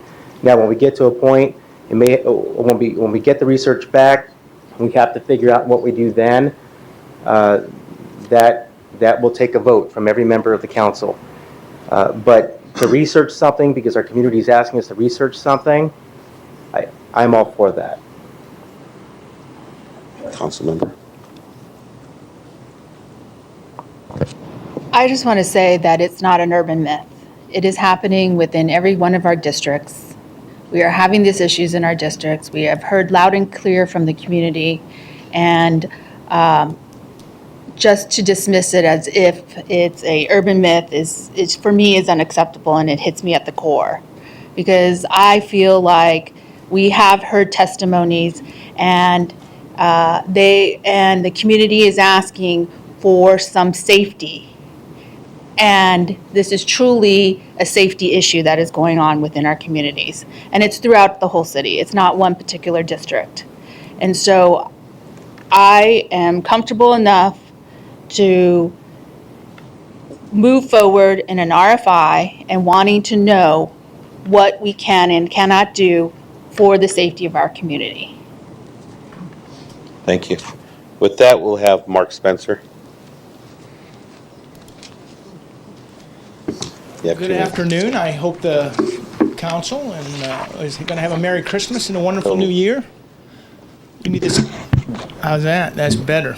It's always good to see you. I'm in a room full of people that share common priorities. I see the council as a whole. This subcommittee specifically, I see a wonderful city manager.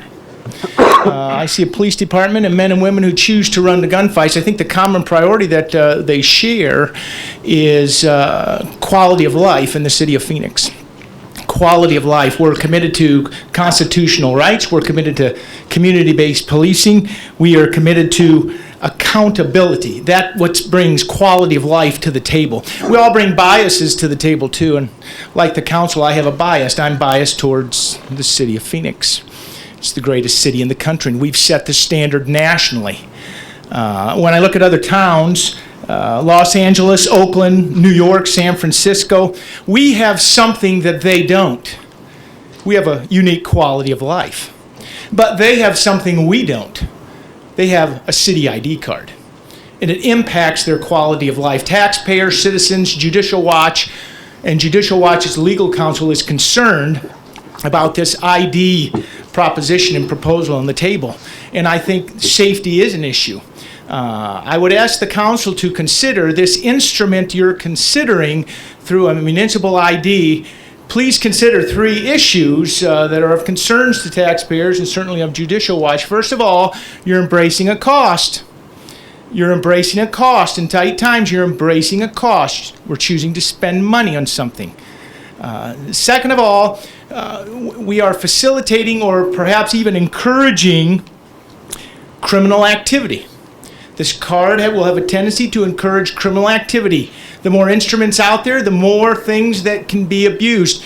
And Councilwoman Pastor is right. This impacts the safety of the community, which in turn impacts the quality of life.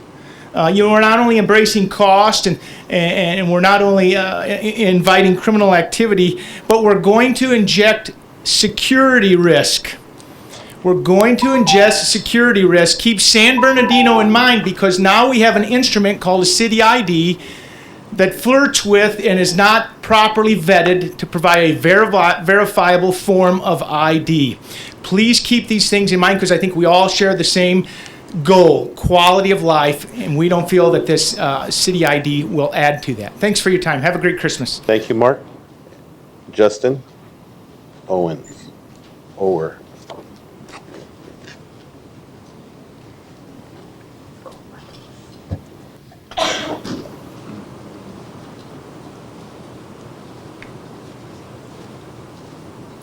Mr. Chairman, members of the committee, thank you for letting me speak today. My name is Justin Owen. I'm an executive director of the Phoenix Pride LGBT Center, as well as recently appointed to the Human Rights Commission for this wonderful city. That's because I work in human rights every day. And there have been a lot of topics, as the councilman said, that have been in the paper. There have been a lot of topics that have been said in these meetings, and the LGBT community is often one that's forgotten. And that's why I'm here. I know everyone in this room cares about our youth. Everyone cares about our LGBT homeless youth. Everyone cares about the 16-year-old that came to our community center from Apache Junction and walked for 5 days because his parents kicked him out. Because of that, he is now a resident of the city of Phoenix, and all he has is a school ID. And as the vice mayor said, he's afraid to call our police department. They're wonderful individuals. I work with the police department every day. They help so many people in our community. But that youth able to call them because they're afraid. They're not afraid of status or deportation or some things that we are talking about. They're afraid of being identified in a negative manner. So they're not calling. I'm also here on behalf of the transgender individuals that are discriminated against because they can't self-identify their gender. This ID lets them tell us who they are. The police, unfortunately, nationally are dealing with misgenderification. They're calling individuals by the wrong name, by the wrong gender. This isn't a primary ID. It does not help someone get rights to government services they don't need, but it does allow our police department, which is why I'm here today at the public safety meeting, to help our citizens more. It does help those teenagers. It does help those individuals that come in that are raped, that are bullied, that are beaten, and that are murdered access police care. LGBT youth are 4 times as likely to commit suicide as any other youth. Hispanic LGBT youth are double that, 8 times as likely to commit suicide. And that's because they are being bullied. They are being mistreated. Our transgender community is 9 times more likely to commit suicide because they are being bullied or feel discriminated against. So thank you all for letting me speak today, and feel free to let me know if you have any questions. Nicole Underwood.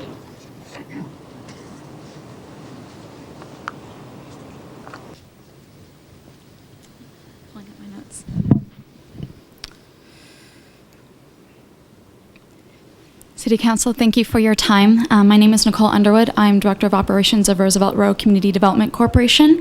We represent the Arts District in downtown Phoenix. That is a leading arts district in the nation. And I come before you today to represent the arts community and our support of the One Phoenix ID. The One Phoenix ID links the community together. Having access to the arts for all individuals in the community improves quality of life, as our definition of quality of life is, and unites Phoenix residents. In a time when we have so much division in our nation, a simple card like this provides a simple way to link us together, especially through the arts. One Phoenix ID gives small businesses an incentive to link to cardholders as well and drives our local economy. During preliminary discussions when the card was being proposed, it wasn't stressed on today, but the benefit that the card streamlines multiple services such as public transportation, library services, and art institution access, among others. And to Councilwoman Gallego's point, an ID that offers more information for the card holder for police services. Most importantly, this card increases revenue in our arts organizations and institutions, which, as you know, is a dire need and cannot be stressed enough. Arts is not just a recreational service, but a fundamental and foundational component of holistic living. One Phoenix ID is a good choice for Phoenix and will be another initiative that aligns us with fellow leading cities in the nation. As a leader in the Roosevelt Row Arts District and a local downtown resident, I support this effort and encourage the City Council to move forward with the next steps. Thank you. Thank you. And Mary Stevens? Had to leave? Okay. Next would be Sander Ware.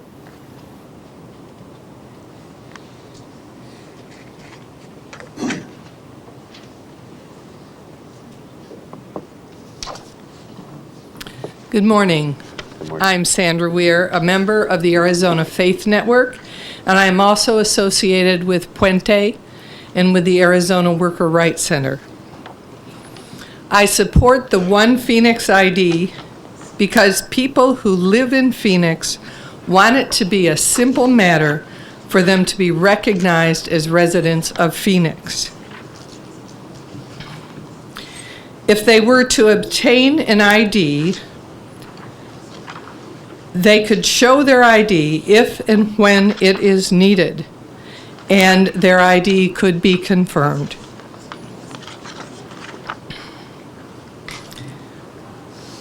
In my faith community, we believe that those who live in our community are of our community. When a school parent would first sign up to volunteer in the classroom, they could use the ID to provide contact information. Upon their return to the classroom to volunteer, they could volunteer without delay or sidetracks. And of course, they would have their ID available to show if there were a reason. In my faith community, we believe that those who live in our community, of our community. There are people in this room, I suspect, who would benefit uniquely from the One Phoenix ID. They are in my community. They are of my community, the community of Phoenix that I want to belong to. This measure would allow for all of us to be included and accepted. We are one Phoenix. Please endorse the One Phoenix ID. Thank you.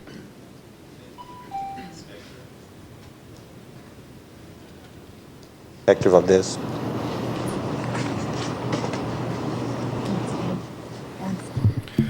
Good morning, council members. My name is Hector Valdez. I am the board president for the Arizona Workers' Rights Center, and I'm here to read a statement on behalf of the One Phoenix Coalition and in support for this motion and for the workers and the members that we represent in the community. Low-wage workers are often treated as invisible and are exploitable despite being equal and contributing members of our society and our communities. A lack of a recognized ID is a subtle but significant way that excludes low-wage workers and others from full investment, engagement, and participation in our civic society, as certain daily transactions and interactions become a burden without a recognized ID. It also becomes a barrier for reporting workplace violations to the proper authorities out of fear, as has been discussed in this committee. As a member of the One Phoenix ID Coalition, the Arizona Workers' Rights Center asks this committee to help strengthen our communities by granting approval of this ID so that all residents of our communities can feel recognized and valued as equal participating members of our society with something as simple and as necessary as a municipal ID. Thank you very much.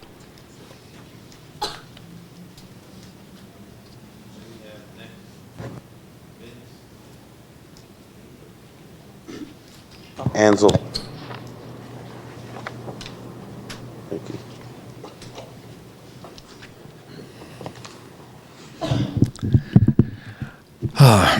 As this is a veterans subcommittee, I'll identify myself as a former military combat veteran and a member of Riders USA United for a Sovereign America.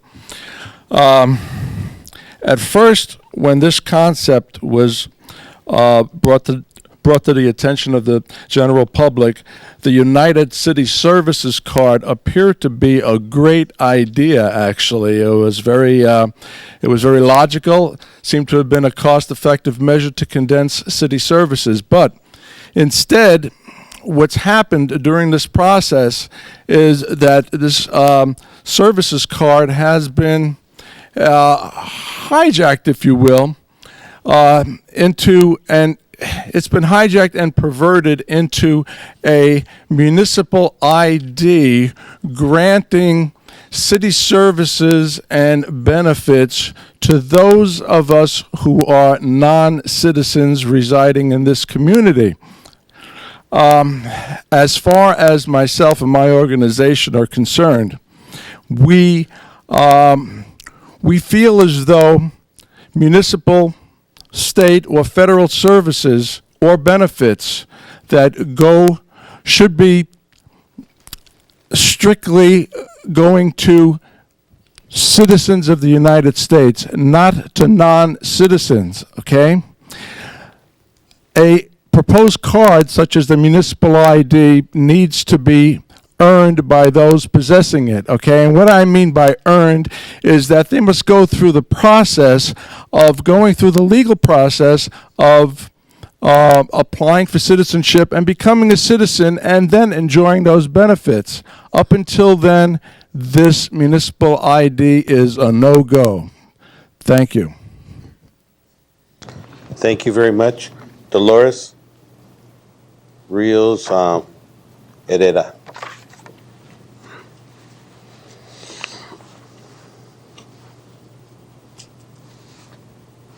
Good morning. Good morning, members of the council. My name is Dolores Rios Herrera. I'm a Blackwash leader from Amigos Blackwash, District 4.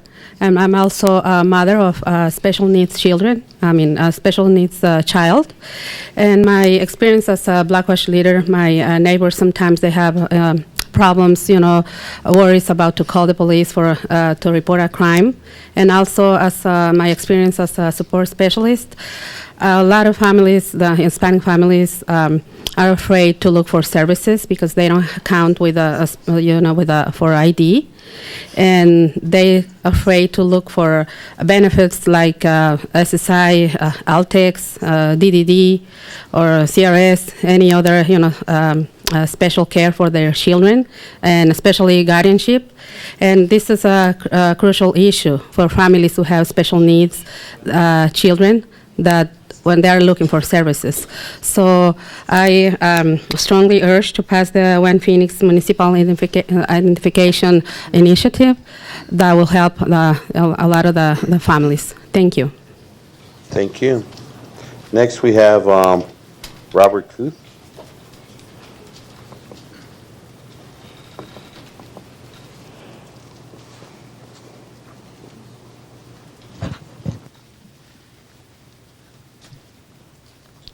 Mr. Chairman and members of the committee.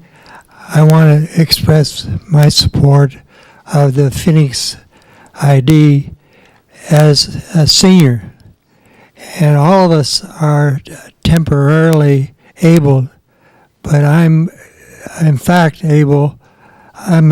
disabled from a disease that makes me dependent on public transportation.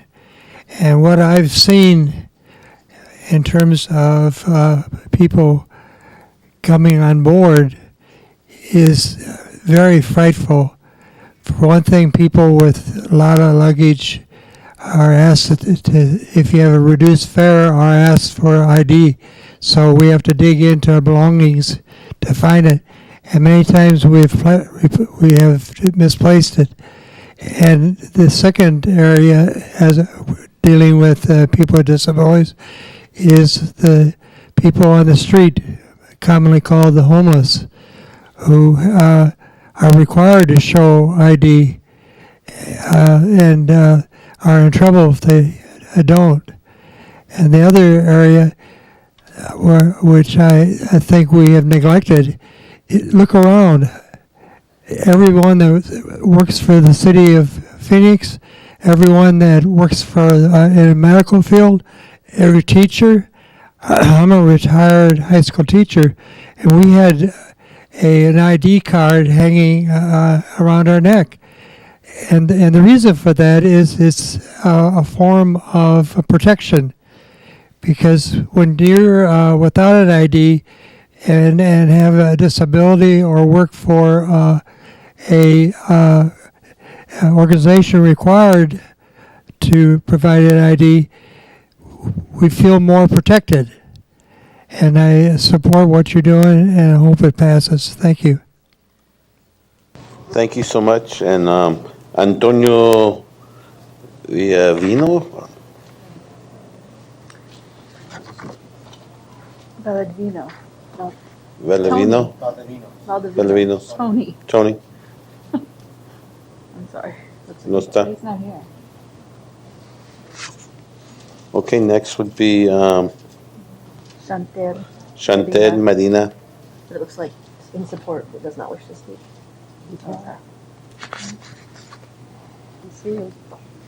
Okay, we got Will. Guyona? Good morning, Chairman Nowakowski and council members. For the record, Will Guyana with the ACLU of Arizona. I just wanted to quickly address some of the discussion that's taken place here today regarding the ID and law enforcement.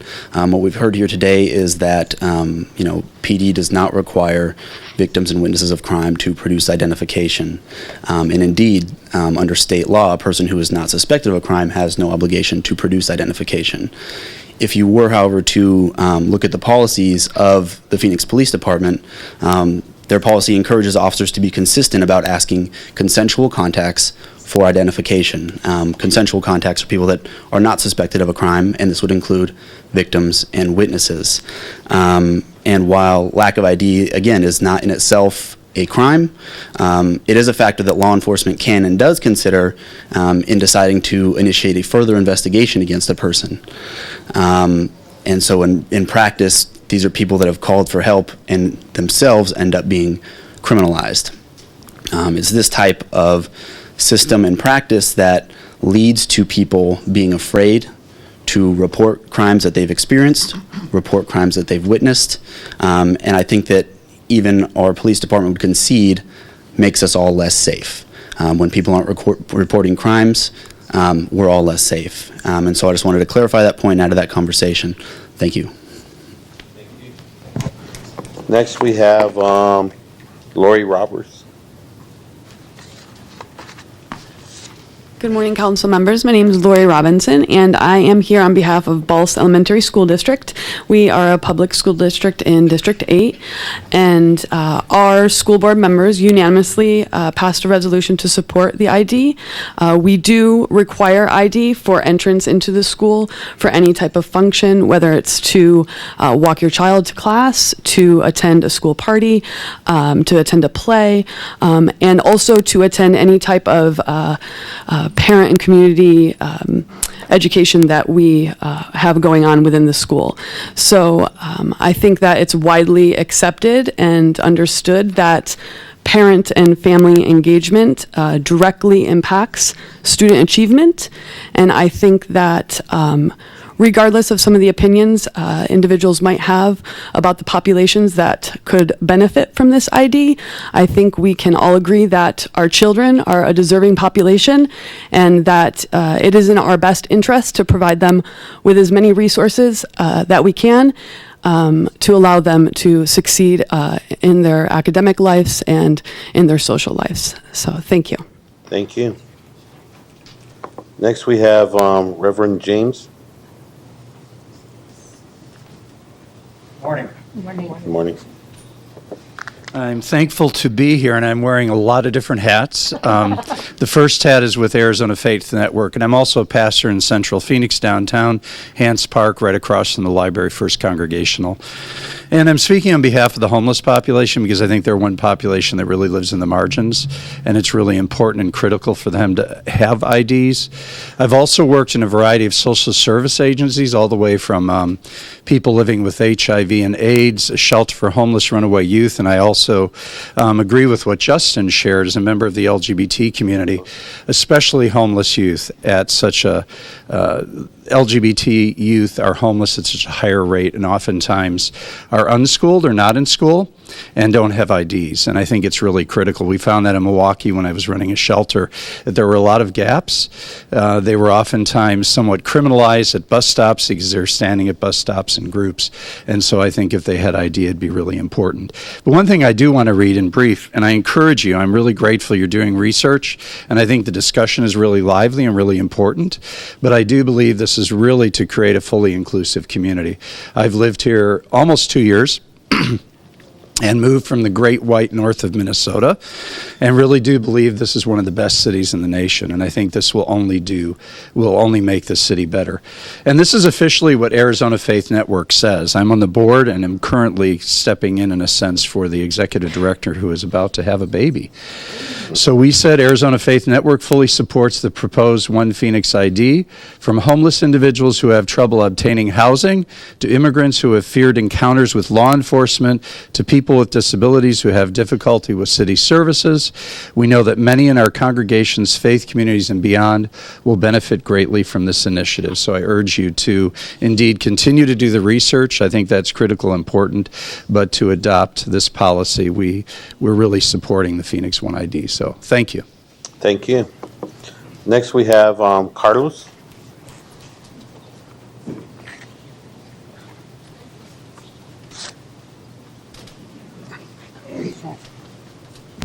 Good morning, Mr. Chairman, members of the committee, community members. My name is Carlos Velasco. I'm a small local business owner here in Phoenix. First of all, I want to thank you all for the great work and vision that you have for our city. And I'm here to really speak as a parent, as a concerned parent, and as a business owner.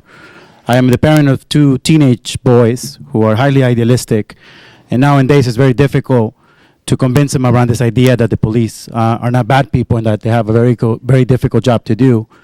So I encountered a situation yesterday where we recently moved into my father-in-law's house because my wife and I are looking to buy a house, and my kids are ball players, and they were jumping the fence on and off my in-laws' house.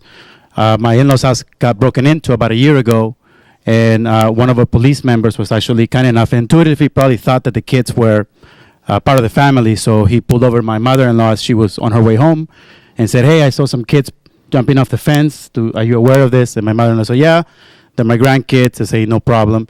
But in my imagination, what I encountered was this idea of what my kids being high idealistic and thinking that the police sometimes are not good people. And if the police would have approached them, I wonder if my kids would have not reacted in a very positive way. Maybe not being able to identify themselves would have got themselves into trouble. I hear Mr. Councilman Warren's concern around cost, but I also kind of saw myself thinking about, well, what if my kids were not being able to identify themselves, maybe would have not made a smart decision. Now the police officer would have to read in a report. I might have been in the middle of signing a contract, and now there goes my whole day. And I think that implies a cost to our city as well. So as a concerned parent, I am really trying to do my best to educate and talk to my children about having a good relationship with the police. But the media and everything that's happening around the country makes that extremely difficult. So I think the prospect of a Phoenix One ID may provide me the opportunity to rally my kids around, hey, here's an ID, here's something that provides you safety. I've also been a big advocate of the local movement here in Arizona, working closely with Kimber Lanning and the Local First Movement.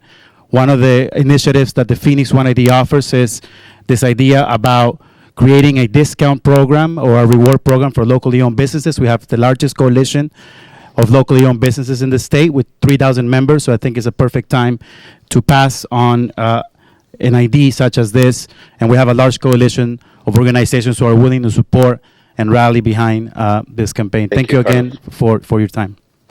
And then we have Mrs. Rogers, and the last speaker be Stephanie on deck.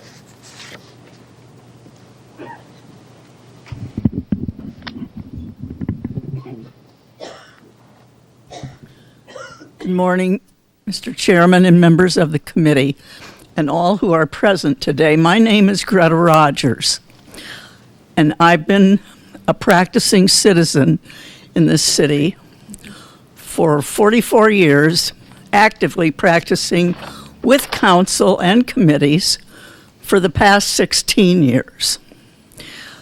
I understand this is an investment.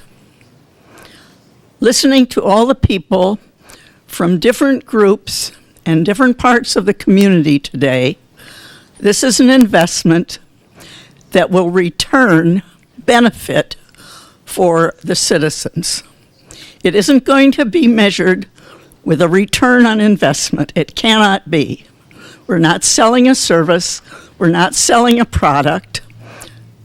It's something that is an investment for the benefit of our citizens. We just wasted over $500,000 on a crooked Metro Transit director. You don't seem to get too upset about that, Mr. Waring. $5 million. $5 million is spit in the ocean. Thank you. You must mean, other than asking the AG to do an investigation, you must mean accept that. Oh, you didn't know? I'm sorry. I have accepted it. Oh, thank you. I So have to leave accepted me out it. of that, I didn't vote for any of his stuff and reject the premise that I somehow did. Thank you. Excuse me. I simply want to make the point that we sometimes make investments for the greater good of this whole community that cannot be measured by return on investment. This, I believe, is one of them. For everyone from childhood to 6'6", and a benefit for the police and the fire department, as Councilman Valenzuela expressed eloquently. Pass this proposal, and we'll go from there. Thank you. Thank you, Mrs. Rogers. Council member? I had a couple questions. We have one more card. Oh, I thought that was the last card. I'm sorry. I thought It's Stephanie. Gotcha. I apologize. You had to leave, okay. All right, so we'll open up to comments. Just responding to what a few things were said, I guess, to maybe Brad. The first one, maybe her name was Dolores, I forget. She mentioned having a special needs child. She talked about, I believe, using the card to get state benefits. Would you be able to use our card, not a primary ID, to get state benefits? I would have to check on the specific benefits. The key there is that to get state benefits, you have to qualify as a citizen or lawfully present under the statute. And so if the person in particular who brought up that incident was a citizen or lawfully present, then they would be entitled to apply for state benefits. But ordinarily, I would think the state would require a primary ID that would verify that, whereas a secondary ID If you could doesn't. check on that. We could Because check I on obviously want to help someone in that situation. We and so could check forth, on but Could if we- this isn't going to do it, then I again, don't- that's money that. Could we ask, we have a person from a school district here, if there are additional benefits that could we ask Lori Robinson to come back up? If there are additional benefits, perhaps not from the state, that one might be able to get from a school district if one felt comfortable going. Could a parent access something for children, do you think, if they felt more comfortable going to the school district? I think on behalf of the school district, primarily we want families and parents to feel comfortable simply being involved in their child's education. So I can take off the school district hat and put on the social worker hat if you'd like, because I worked as a medical case manager for 10 years, accessing services like Dolores had mentioned. And so I think in this example, possibly the child may be a deserving citizen of all services that they might qualify for, but possibly their guardian or parent might have difficulty accessing an identification card that would allow them to more easily support their child in qualifying for the services that they deserve. So I can put the school district hat back on and continue to say that as our school district is very actively involved in the community, and as a community liaison, I've spent a lot of time working with the surrounding community on various issues related to safety, and I just wanted to echo the comments made that it is real, the threat that individuals feel in accessing services from the police, and so for this reason also the school district supports the identification card. Additionally, we as a school district provide lots of community and parent education every day in our schools and in our community center. We have different resources available to parents and community members, and so without some form of identification, individuals would not be able to take advantage of these resources as well. Councilmember Waring. Yes, thank you. So I'm not sure I heard a answer exactly in there. Can you give me, maybe ask it a little differently, one example, you don't have any other ID but the Phoenix ID card, a secondary form of identification. Can you give me an example of a benefit, not how you feel about things or anything like that, but an actual lunch program or something that this would help you get? So we're talking about adult human beings being able to enter a school to support their child's education. So the child would qualify for possibly free or reduced lunch because they themselves are a deserving citizen and qualify for those services. So I'm here on behalf of adults able to support their children in school. And so I think I'm answering the question in that way. I can't speak on behalf of other federal programs that you could participate in, because you can't unless you're a citizen, and then in that case, the ID wouldn't. I think the mother wanted to respond. Okay. Dolores. Thank you. Thank you so much. What was your? Still don't know that I got, I mean, I interpreted the question as a child is not getting some benefit. Correct. So we give this, that's what you interpreted it too, it sounds like. So we're giving this ID to the parent. Who shows up and asks for the benefit that the child is eligible for. Right, which it sounds like they're doing anyway. Well, I think what's happening is there's that, a disconnect. yeah, I think what's happening is that the school's asking the parent for some type of identification. The child is a U.S. citizen that has rights for those benefits, and having a Phoenix ID card would help the school identify that mother or that parent of that individual that is authorized to have those services. Let me ask this then, does that mean that if the parent doesn't have the ID, that the school will not accept the child? They go to Federal law, register- they have to accept all children. That's what I thought. So- And if you're registered in the school, if you're special needs, regardless, the district just provide the services to you. Correct. It doesn't make any difference don't- about the parents. I don't think it has to do with the district. I think it has to do with additional services. So for example, my child who is on an IUP is required to get services from the school district. I then go and advocate for my child and make sure that he is receiving the required services that are needed. Then, as a parent who has a child, a U.S. citizen daughter or son in the system, and as a parent myself, I ask for additional services outside the schools that provide for his needs. Then that becomes another process or connection that happens within our community in order to go get those services. Someone may be fearful of going outside of the school to get additional services due to the fact of their status. Yet this child, who is a U.S. citizen, deserves and has the right to receive services for their needs. That is the disconnect that is happening within the community. Can I respond to that, please? Absolutely. Based on helping create and run a school that had a high majority of special needs students, plus having a current grandchild that is a special needs student.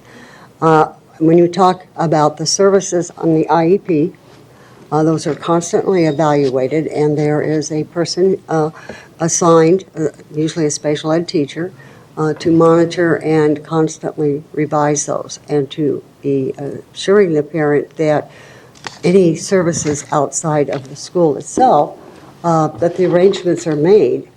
Now, I'm not saying it will always be totally paid for, but they have the responsibility to make sure that they go into the community if the school doesn't have something current that could provide a special service to them. They have to do that legally. So I don't see why you would be so fearful if your child had already been identified and that service wasn't being provided, but they were told where to go to get the service. I don't understand that. So for example, if I ask for counseling service outside of school hours, outside of ask for social skills class, ask for life skills class, whatever the dynamic is, or needs therapy, anything like that, the school is required to give you information. They're not required for you to set up all those items after school hours. And there's just another layer of community organizations and agencies that provide services that they're not familiar with the school district. These are services outside of their school district and outside their community, and that connection needs to happen for their child. I'll have Dolores, if you want to comment. Yes, I just wanted to clarify that I was talking about the children that are U.S. citizens, but the parents, they don't have a form of ID, and it's very hard for them to, like, for example, the guardianship. If the child he needs guardianship, but the parents, they don't have an ID, this document is really needed. Sometimes it's crucial on the health of the child to get guardianship. So in order to get their parents continue to take care of them. Thank you. Thank you. We have about 20 minutes or so before we lose quorum, so we can keep it direct. I will keep it direct and brief. But can we get a response about, so what, if you go to DES or something, you don't have to have it now, obviously, what do they require in terms of getting services for kids who are citizens? If you don't know now, if you could I'd have to find out. check into Thank that, you. I appreciate Councilman it. Waring. I don't know that. And I will hustle. Somebody mentioned, I think it was Ms. Weir, or I think Weir was the name, talked about confirming identity. Based on our discussion, it sounded like the only way police really confirm an identity is with a primary form of identification. Otherwise, you may arrest them, you may not, may let them go, may not, but is that a fair statement? As I understand it from what Chief Renteria has testified to, that there's presumptive ID, which is primary, and it's identified by statute. It's primarily the driver's license or the state-issued ID card. But depending on reasonable suspicion, a policeman, regardless of whatever you offer them, will often go to the database to actually confirm identity, or to confirm whether there's an arrest record and certain other information based on the ID. And the way you get in there is you have a primary form of identification. So your identity is not really confirmed until they look you up in the system and it comes back, oh yeah, they've got a primary form. So this would not confirm identity. It may not confirm identity in many cases, I think is the fair way to say it. Can I ask, the gentleman who got up talked about the kids jumping off the fence. he talked about maybe getting called at work and so forth because they don't have an ID. I mean, a lot of kids probably aren't carrying around IDs. He said teenagers, so I'm assuming these are 15-year-olds or something less than driving age. I mean, if the police see such individuals engaged in activities that seem suspicious, even if it turns out it's not, like in this case, do they usually contact the parents? Anyway, regardless of ID. Councilman Waring, yes, if there's suspicious activity, we would either try to contact the individuals, and then if they, depending on the information they gave us, this is my grandmother's house, we would go and contact the So adult. in that scenario, a parent is probably getting the call regardless, sounds like. Councilman Waring, that's probably the case. Judgment case on the officer, but. Right. Criminalized, the ACLU fella, I think his name was Will, talked about criminalized. So I've got enough police ride-alongs to be surprised to find that a lot of people who call the police for help, when you run them through the system, they actually have warrants and wind up getting picked. I think we were about 6 for 6 one night when I was out in South Mountain, sometimes multiple warrants. But again, the issue here is they really didn't have to give up their name. They did voluntarily, and then it turns out they had warrants, pretty much each and every one of them. But I guess my question is, the criminalized, his comment about criminalized, I don't know how you get from I'm calling about a crime to I'm being arrested just because I didn't have an ID, which was the implication of the comment. You're saying that just shouldn't happen. Councilman Waring, I guess I'm not how- sure of your question. Sorry, I phrased it inartfully. So I call you, he's talking about eventually you wind up getting arrested even though theoretically you did nothing wrong. If you have warrants and they run you through the system and they find them, I'm expecting our officers to arrest those people on the spot. You're there, you got warrants, that's the breaks. But they don't have to give up an ID, right? If they're not doing anything suspicious. Councilman Waring, if it is a consensual contact, and we're going to make contact and we get the individual's name, they run a warrants check and they have a criminal warrant, we will make the arrest. And it's based on the fact that they have an outstanding That may warrant. be explaining a lot of why people get taken in. I certainly have observed it myself. As far as the urban myth comment that generated controversy earlier in the meeting, I will say this, when I Wikipedia'd it for the definition, it basically talks about spreading of misinformation or things that aren't true. To the extent anybody in this room or is giving newspaper articles fodder that people are getting arrested simply because they don't have ID, or that you're going to be arrested simply because you don't have ID, that's false. According to everything you said here, it's just false. People are shaking their heads, but it's false. That's not our policy. Sorry, Councilman Waring, it's not only not policy, it's not the law. Illegal. The only time it's illegal not to have ID if you're the driver of a vehicle and you're failing to provide identification, and that is illegal. Yes. If you are a Talked about witness, that victim, et cetera, it is not a crime not to have ID or provide ID. So we, the city, the police department, and so forth, we have a responsibility not to continue to perpetuate this, but to let people know you do not have to. Police officers ask. I don't blame them for asking. To Councilman Valenzuela's point, it's more efficient and so forth. But you do not have to give out the ID. It is illegal to try to make you to do it. Councilman Waring, that's correct. If you have warrants, you're going to get arrested. If you have warrants, you're going to call the police. Okay, that's a different problem. That's not something we can really control. If you've got warrants, that's the court process that happened sometime in the past, not related to the current incident. But that doesn't make it go away. We can't just say, oh, well, we'll just take a pass on this today. That's not the way this works. So, thank you. Well, what I heard from testimonies from my colleagues is that there's a concern about the cost of this card. So that's one of the things that we're going to probably be asking the staff to make sure that it's cost neutral. We're looking at the criminal activities that can actually happen within this card. We would ask that this card be secure and make sure that there's no type of identity fraud and basically the security of this card also, and who can actually provide a card.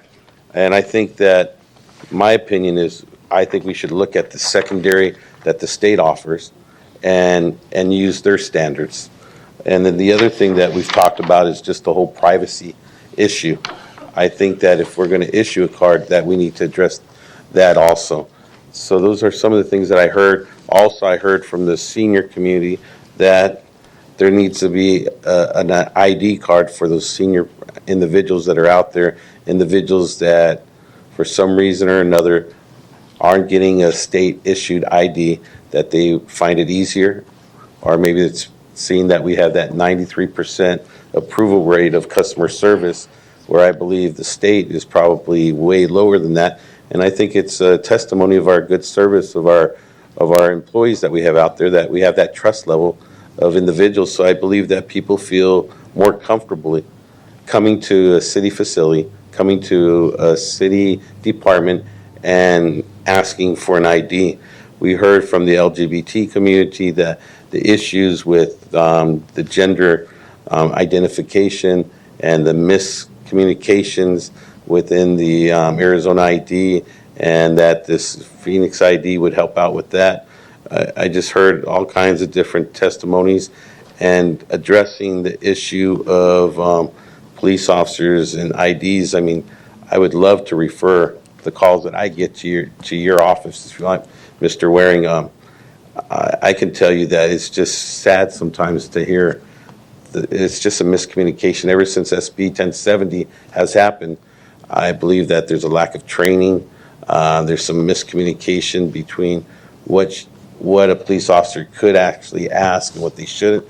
I think that we need to train individuals on an annual basis to let them know what the laws are. The laws change. And I believe that during SB 1070, there was a point there where people were being asked for IDs, and the scare within the community and the drop of crime and all those statistics have really dropped since SB 1070. There's a fear out there in the community. How do we take that fear out? By educating individuals. Another way of taking the fear out is providing some type of ID. We're hearing from the community themselves. I mean, this room is filled, and I believe it's a testimony of the importance of having some type of identification for individuals. The other thing is individuals that are concerned about their children having a type of ID instead of walking around with the passport in their back pockets and losing it, and then going through all the red tape to be reissued another passport. If it's a U.S. passport or a foreign passport, it takes time.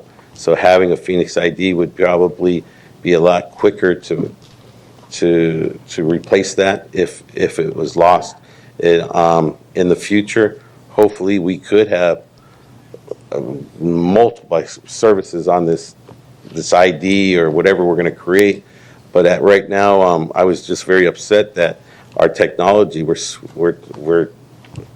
upgrading the whole city of Phoenix, but we still can't interface all the different departments. And that's why I was really upset with hearing that it was going to cost $5 million to create a municipal ID for all the different services. I believe that all the expenses that were occurring right now with all the technology, that there should be some way, somehow, to get some type of software to interface with our departments, where it's not going to cost a $5 million price tag on this.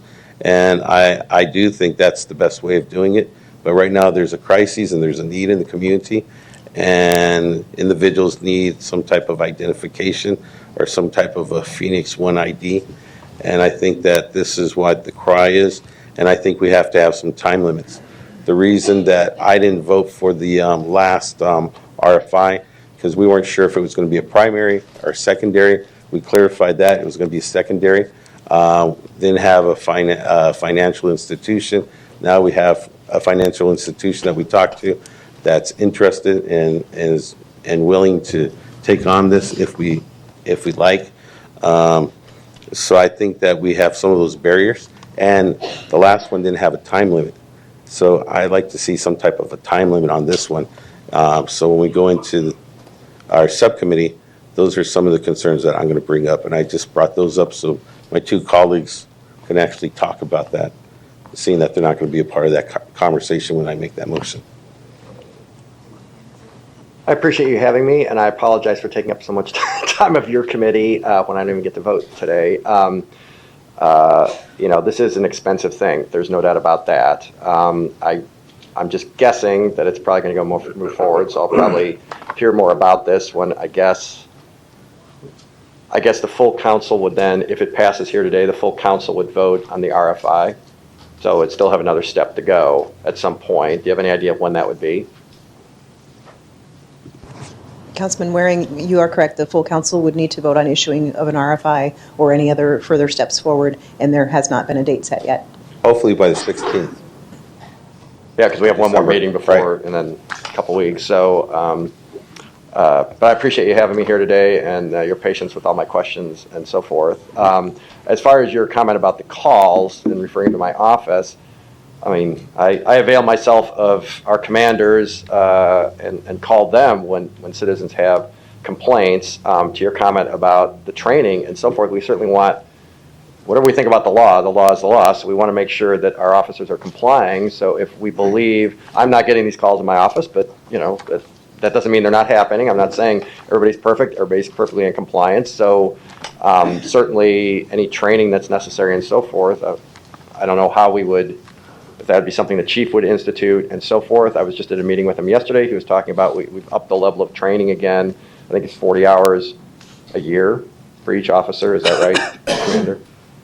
Not just on this, but just in general. Yes, it's an overall training that's been implemented and covers a lot of. Maybe this would be included because it sounds like some of my colleagues have issues with how I guess the officers are interfacing with the community in ways that may not be appropriate given state law. I'm not citing any individuals or anything. I'm not even saying it's rampant. It's just, I do take their point that there is a misperception out there. We have a responsibility, and the media does, I believe, as well, to make sure that people are aware of what the current law is and what their responsibilities are interacting with the police. But also our police also have a responsibility to not be pushing things too far if they're not supposed to be asking for certain things. So we want to make sure everybody just has accurate information. The media reports I've seen and the conversations that we've had at previous subcommittees indicated that people do not. So thank you. But I appreciate your time very much, Chairman. Thank you. No, thank you. Are you asking us to leave now? Yes, closing remarks. Just say one real quick thing.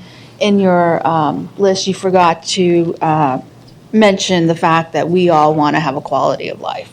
Oh, absolutely. And that is part of what we heard about having a quality of life. I want to also thank you for opening this up, making it a special meeting so that I could also participate. If this is an RFP or RFI that is being suggested, it is similar to 3 months ago. This one, I would imagine, will have costs involved, just like the one 3 months ago. It will have a date for an RFI, which is exactly what was discussed 3 months ago. I'm just hoping that it gets the votes to move forward this time, frankly. There is an 8-hour rule. It will take city staff time to conduct an official research period and request for information, RFI. The people who spoke today, people who are in this room, people who could not make it here today, people who are represented by the people in this room, whether they're their children, spouse, parents, or organizations that they represent, they are taxpayers. And these taxpayers are asking that this would be researched, and I think the responsible thing for this council to do and city staff to do would be to simply research it. We'll have those tough conversations, and I imagine when that research comes back. Thank you. Alrighty, thank you. So this special meeting is adjourned, and we'll continue back to our Public Safety Veterans Subcommittee. We're on item number 3. And just for the record, the Vice Mayor and Councilmember Waring has left the room. Can you take item 10 out of order? We'll take item number 10 out of order. That would be the municipal ID. Any discussions on that? I would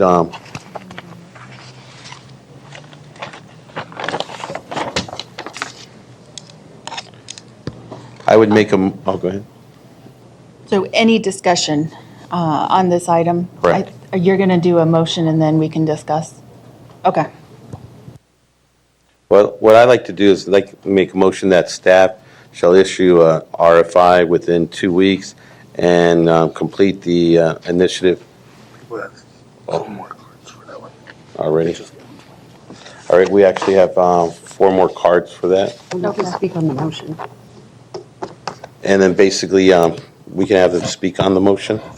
So basically, to determine the, by the end of January 2016, if necessary, we would like to have city staff complete a 30-day RFP process in order to.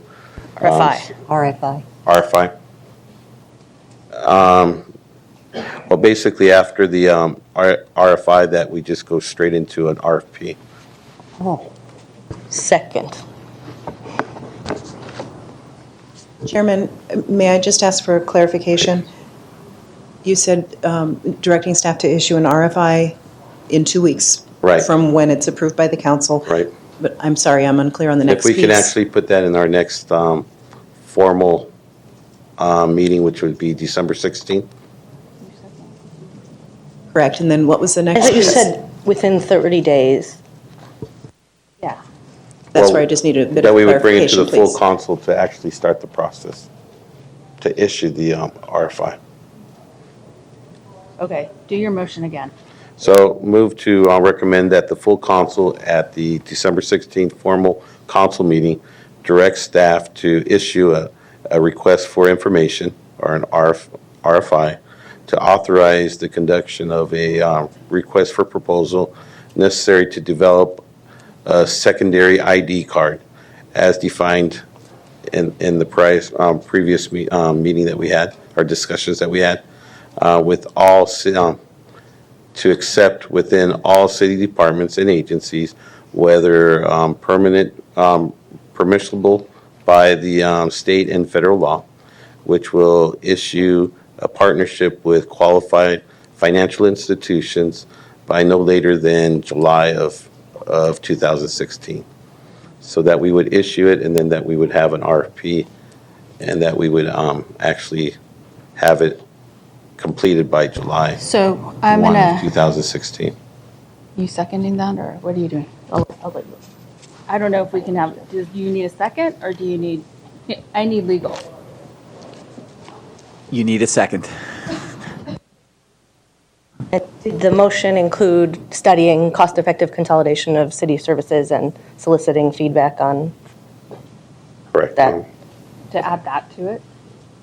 Right. And to look at everything that we discussed earlier at zero cost, and basically if it should be private or not, and bring it back to us. So, okay.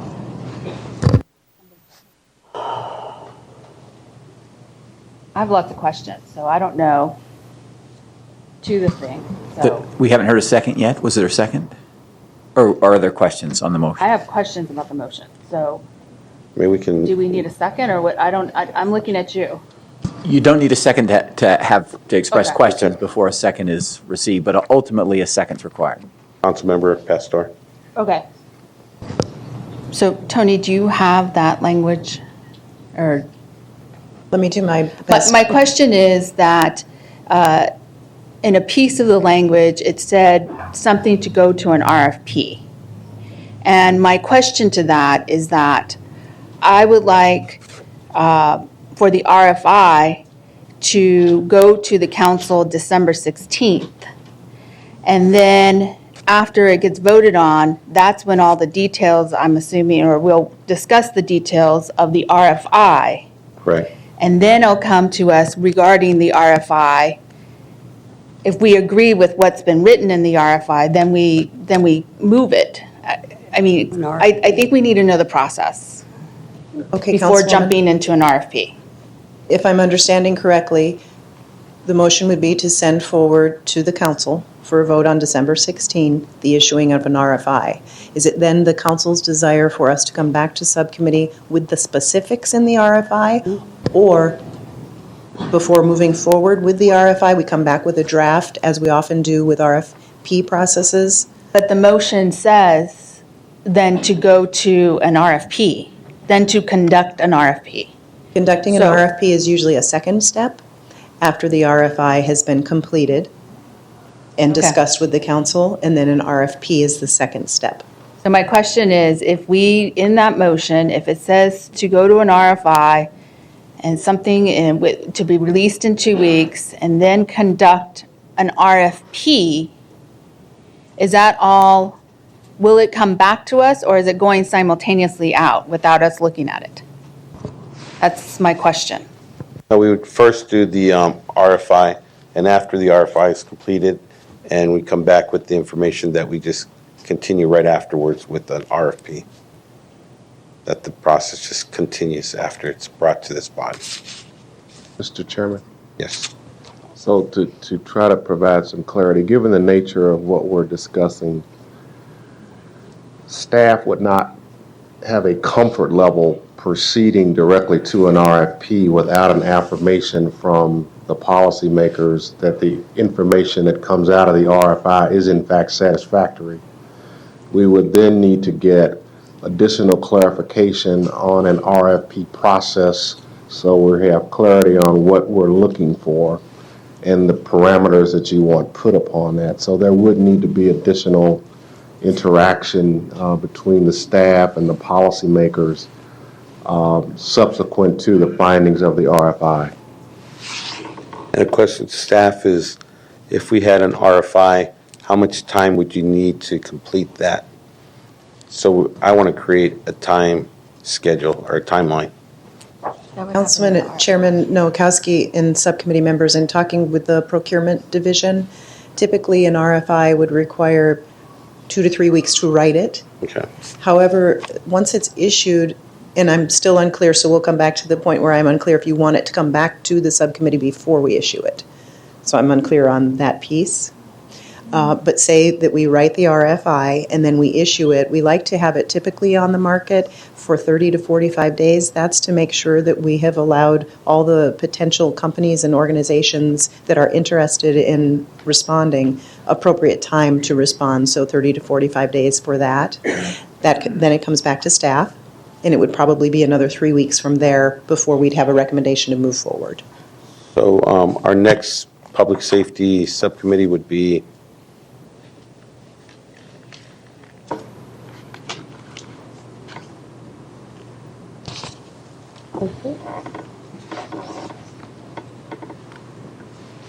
January 13th. So it's January 13th. So if we come back to us by January 13th, we've okayed the RFI, goes out on the street for another 30 or 40 days. It would be back to us probably We'd have to go to council after the subcommittee. Next month, February? probably early March. Mr. Chairman, we can try to comply with that. However, if the council gives the go-ahead on the 16th, the practical reality is employees are going to start peeling out of here. The last week, 2 weeks of December, there won't be people here essentially working on it. So you're talking about creating it after New Year's and by the 13th. We will try to do that, but that is a pretty compressed time period. So what I'm afraid of is that we've been talking about this municipal ID card since 2012. Individuals have had a lot of patience. There hasn't been any time limits or time schedule. I like to create something so that people leaving this room will feel comfortable and they know that we're not going to continue it for another 4 years. So I want to correct you on that, because 3 months ago, we requested an RFI, and in that process of now that we're currently here, now talking about this, in the RFI, there was going to be a timeline, and there was going to be movement, and probably December 16th this year, the RFI would have already been completed, an RFP already would have been sent out, and December 16th would have been a different conversation. So I just want to clear that up, because that keeps being thrown out there as the chairwoman of the PATE committee and moving this item. I just want to be clear on that. So. Mr. Chair, oh, I'm sorry. Okay. I don't want to interrupt her. None? I have to leave this meeting, so I obviously won't be here for the vote. But I did want to state my position because the motion that was up there was to issue an RFI to allow staff to go further to find a public-private partnership on how to produce a card. I feel very strongly that if the city of Phoenix were to produce an ID card or a city service card, either one, it should be within the city of Phoenix control. I don't believe that this is something that so many people have so many hopes, dreams, and ambition for this role of this card that it should be let go beyond our perimeters, because I think it requires a constant maintenance, a lot of supervision. I mean, there's a lot of details and responsibility, and ultimately, I could see liability attached to it. And allowing an outside agency to just have carte blanche without our control, I would never support. But I have real doubts on an ID card. I am very concerned about, is there a cost to us, what the cost would be, and I heard the public speak, and I know what they expect of this card, but I'm not a firm believer that it's going to deliver what they expect. I think, there are some places that could be used as a secondary ID, but I just don't know if everybody understands the difference between a first and a second ID and the purpose of this card. So I would not support this motion. And please excuse me because I have No to problem at go. all. Okay, so we're back to the motion. So my motion is actually to make a recommendation to the full council on December 16th at our next formal meeting to direct staff to issue a RFI and putting some type of time limit. So what would that time limit recommendation be to you all? Because I just want to secure some time or create a timeline so that people feel that there is a timeline there and they can feel comfortable with the process. Could we call a special meeting in January? I think I would like to bring this to the full council. No. We can bring it to the full council December 16th for the RFI. My question is, in order for us to hear what's in the RFI, can we call a special meeting in January and be able to give staff enough time quickly, fast and furious, get what it's needed, and then hear it and then move it? Well, what we're hearing from our assistant city manager is that probably by our next subcommittee is kind of rushing it already, right? Mr. Chairman, I'm simply expressing a concern about the quality of work product that you would get back based upon essentially, if we're off January 1st, within 9 days, we're going to crank something out that's of the quality that it needs to be for this.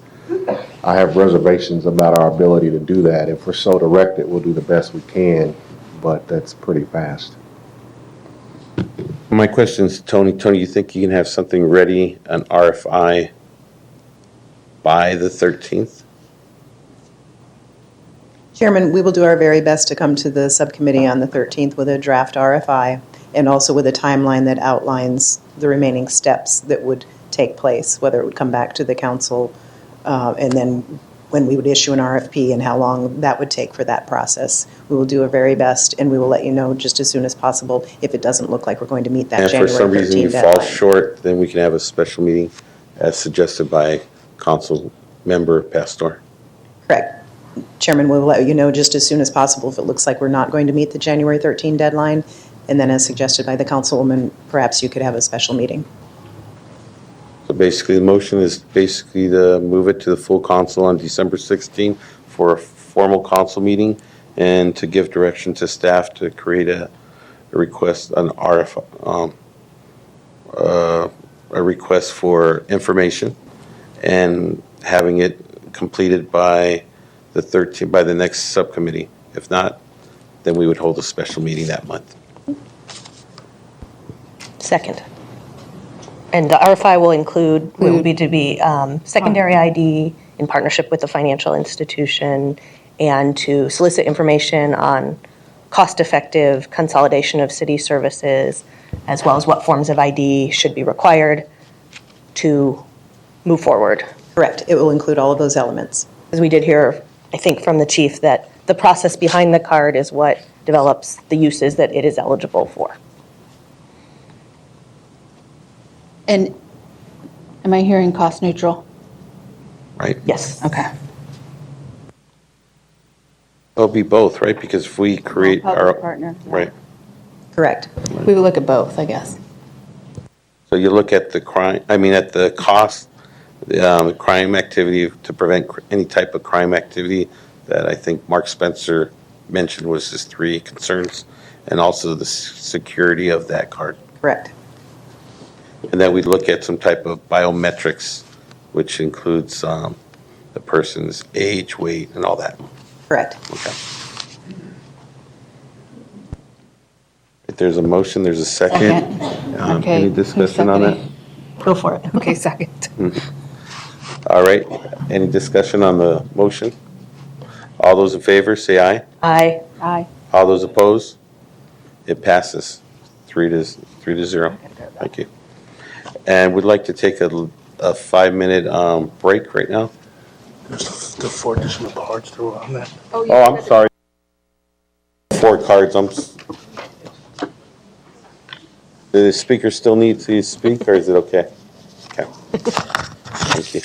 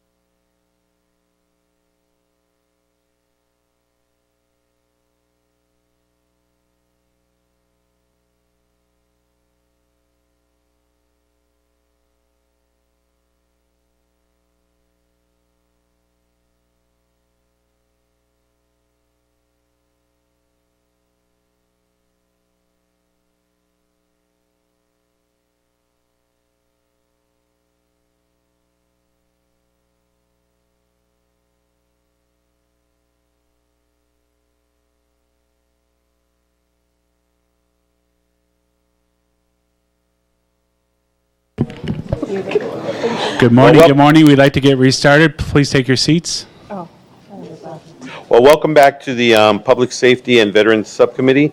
We're on item number 4 through 6. They're consent items. Move approval of items 4 through 6. Second. All right, we have a motion and a second. All those in favor say aye. Aye. All righty. Motion passes. Now we're going to continue the rest of the items except for item number 8, seeing that the downtown event is happening next month, and we want to get some updates on that. So can we It's on have, item 8.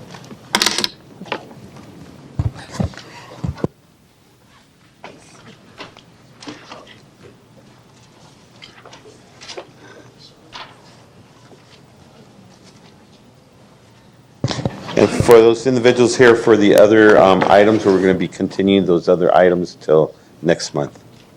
Thank you. Thank you, Mr. Chairman and members of the subcommittee. Thanks for the opportunity to be here to talk today about event planning and coordination. The major event that's in front of us is, of course, the college football playoff, which will be happening in just a little more than 30 days from now. And so, although the game will be played out at the University of Phoenix Stadium in Glendale, a majority of the fan-related events are going to be happening right here in downtown Phoenix. And so, as a result of that, the city team has assembled, and we're working very diligently on the planning and execution of hosting the event in the region. And so, in the interest of time, we're going to quickly go through an overview of the events that will be occurring in the downtown, and then Roxanne Favors is primarily the point person responsible for coordinating activities between the city team. Commander Jeff Alexander and Captain Barty are here to talk about the important public safety component of our planning efforts. So very quickly, this is the map of the downtown fan campus, if you will, that will be right here in the downtown. There's going to be an outdoor fan campus that encompasses about 5 blocks. That includes the Cityscape property, the Baron Collier complex, and then what we refer to as Block 23, which will be the primary concert venue and ESPN broadcast zone in the downtown. And then, of course, the convention center will be hosting Playoff Fan Central, which is the CFP's fan-related event, and then a couple of fundraising and teacher education events. So I will turn it over to Roxanne to kind of quickly go through some of the events that we're planning. Thank you, John. So the downtown campus, as we've been talking about, has just 3 primary activity areas. That's Fan Central, that's Championship Campus, and Playoff Playlist Live. And it's, as you can see, it's daily 12 hours of fan activities that's programmed from 12 noon to midnight that our residents and our visitors can come down and enjoy the activities. With that, there's planned street closures to be able to accommodate that centralized activity. The areas in red are the street closures that will take place for the Championship Campus, and it's primarily 10 days that these streets will be closed. The outdoor activities, as John mentioned, we have an indoor and an outdoor. I always preface the outdoor is free, and it's family friendly and definitely football themed. And primarily for our residents and fans coming down, you have the ESPN broadcast, but we also have our local NBC Channel 12 that will be doing nightly broadcasts from there, as well as after every concert series, there will be nightly fireworks. And throughout the day, there will be other Arizona-themed activities taking place on the outside. The College Football Playoff announced their talent list for this. So as you can see, kind of the marquee event for the outdoors is the musical entertainment. So we have 3 nights of different music genres each and every night with a headliner. Another element to the activities is the Extra Yard 5K Race and Run. So this is their way of promoting fitness and wellness amongst those. And all the funds raised for this go to their foundation that also supports their Extra Yard Teacher Foundation. The indoor activities will be taking place at the Convention Center, and these are varied throughout those 3 days. And the ticket prices, I'm very proud to say, are very reasonable. It's $12 for adults, $7 for children, military students, and seniors. And then if you have a group of 20 or more, $5 each. And one of the key activities that's taking place in the indoor activities is the Media Day. And this is a great opportunity for fans to be able to attend the Media Day activities. All they have to have is the Saturday ticket as admittance into those activities that day. Two other things are taking place within the indoor activities, and one is the Extra Yard Teacher Summit. This is open to teachers in our valley and in our region. I'm proud to say that they already have over 1,000 registrations already. They're on a wait list, so please spread the word. We'd like to be able to jam-pack the south building of the Convention Center.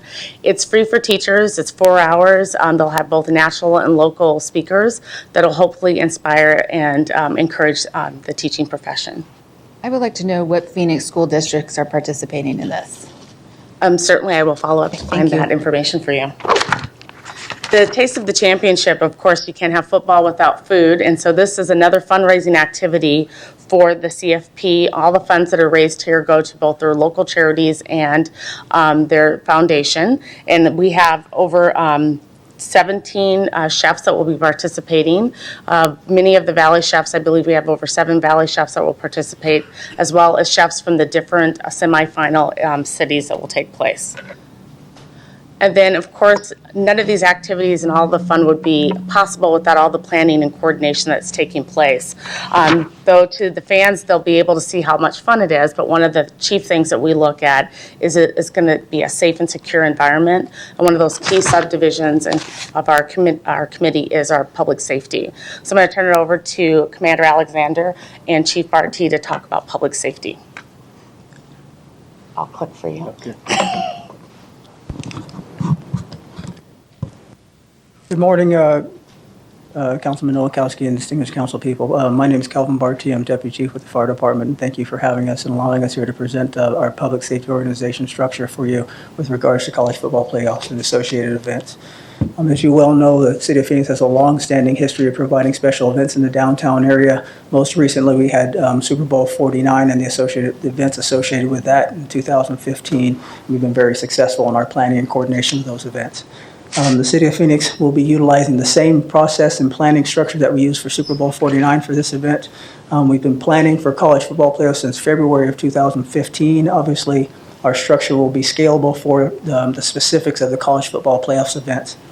The management organization that we utilize for special events in the City of Phoenix is a unified command system under the management of our incident management teams and the City of Phoenix Incident Management Team.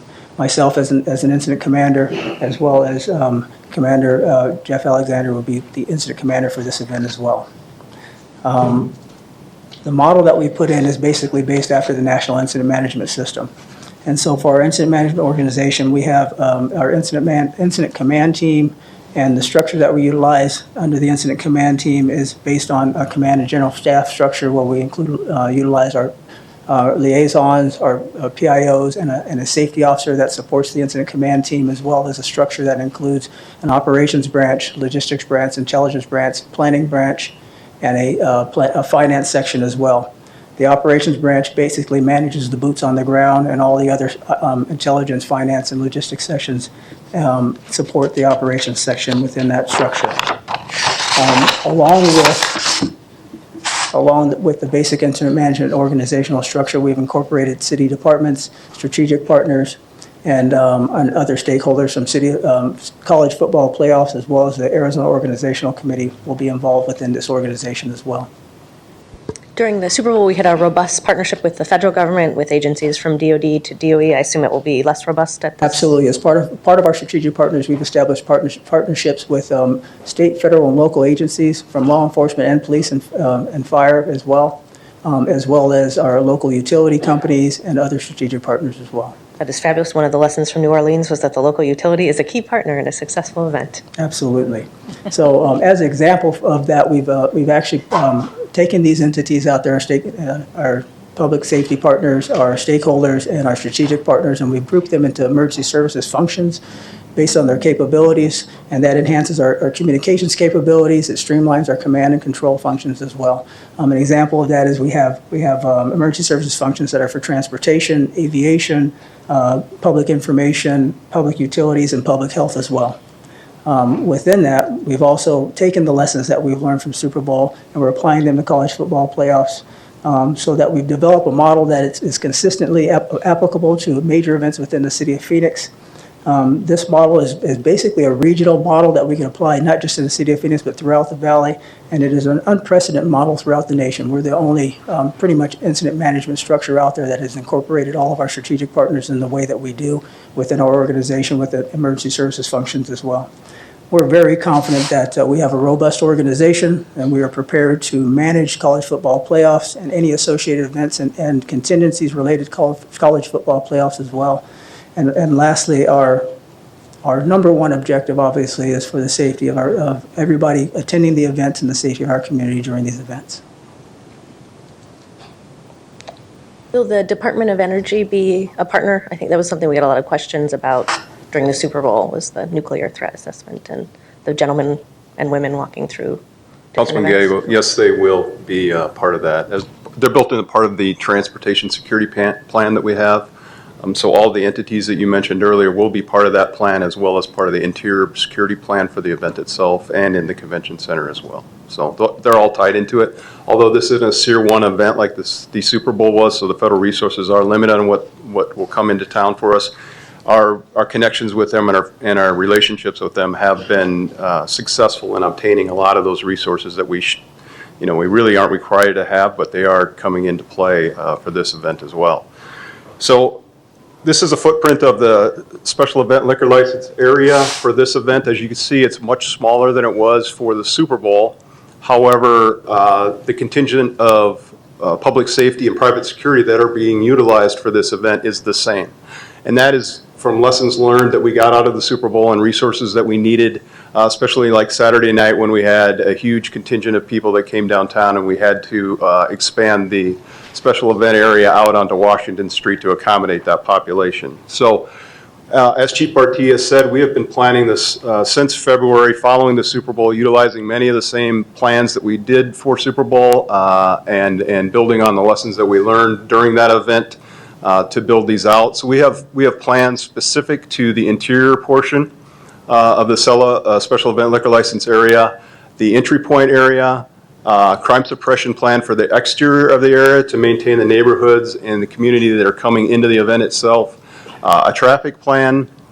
We have built out a contingency and messaging plan to deal with population that may want to come downtown when we are full. Our expectation is that this event is going to draw as many, if not more, people than we drew for the Super Bowl, just because of the acts that the CFP has been able to obtain to come here and do this. The convention center also is a separate plan, and all of those are being utilized and managed by venue managers, which are lieutenants for the police department as well as their counterparts on the fire department. Part of it that we learned for Super Bowl that was critical to our success was the intelligence flow and the way we manage intelligence information. I know the chart looks a little bit busy, but frankly, this is the methodology that we use every day in the city of Phoenix to manage intelligence and to work it through and to be effective with the intelligence that we gather. So you can see it comes in for varied models into the Actic Watch Center. The JTTF will work that through. And it will push back during this event into the MAC, the Multi-Agency Coordinating Center, and the IMT itself so that we can pass that information on to the officers working the event and the firefighters working the event so that we can deal with any situation that may arise. We are confident that through the planning and the systems that we have in place that we can provide a safe environment for the crowds that are going to come downtown to the city of Phoenix. And again, showcase our abilities to plan and implement major events downtown and have them to be successful. So for Pardon me. So for major events, because we've been so successful, we do not want to kind of rest on our laurels. We want to see where those are areas to improve. So what is next for us is that we're going to take a look at our peer cities, not only within the valley, but outside the state. So Dallas and Portland, Sacramento, Seattle, Charlotte. Those are all cities that also have special events programs. We want to look at their best practices, their policies, their procedures, and the resources that they use to be able to have their programs. And these are some of the areas that I'll be looking at as our permitting, our fee structure, our sponsorship, our event category. And I don't do this alone. I have a wonderful steering committee and working relationships not only with public safety, but with our Parks and Recreation, our Streets Department, so that we can take a holistic view and globally of how we can improve a really good process that we currently have. And so once we have that research done, I will be returning to subcommittees to give the findings of that and seeking direction going forward. That concludes our presentation on major events. Any questions from my colleagues? I just have one question. Due to the height of security and the number of things that are happening throughout our country, not our country, but also outside, I just want people to feel comfortable to know that it's going to be safe for them to participate and that we have all the different layers of safety involved in this project. Mr. Chairman, Councilwoman Pastor, we are certainly doing our best to make sure that that occurs. Utilizing what we've learned over the incidents that have occurred throughout the country recently, we are passing that information on and utilizing training methods to make sure that the officers that are working that event are prepared for similar incidents. We have tabletopped twice on this, and we're doing one more next week to walk through and work through some of the exact scenarios that we've seen in other places. Thank you. Any other questions? Thank you so much. The Super Bowl was great. This one's going to be great also. Thank you. Any future agenda items, or if there is, you can just bring them to my attention. We'll add them on. Thank you so much. Meeting's adjourned.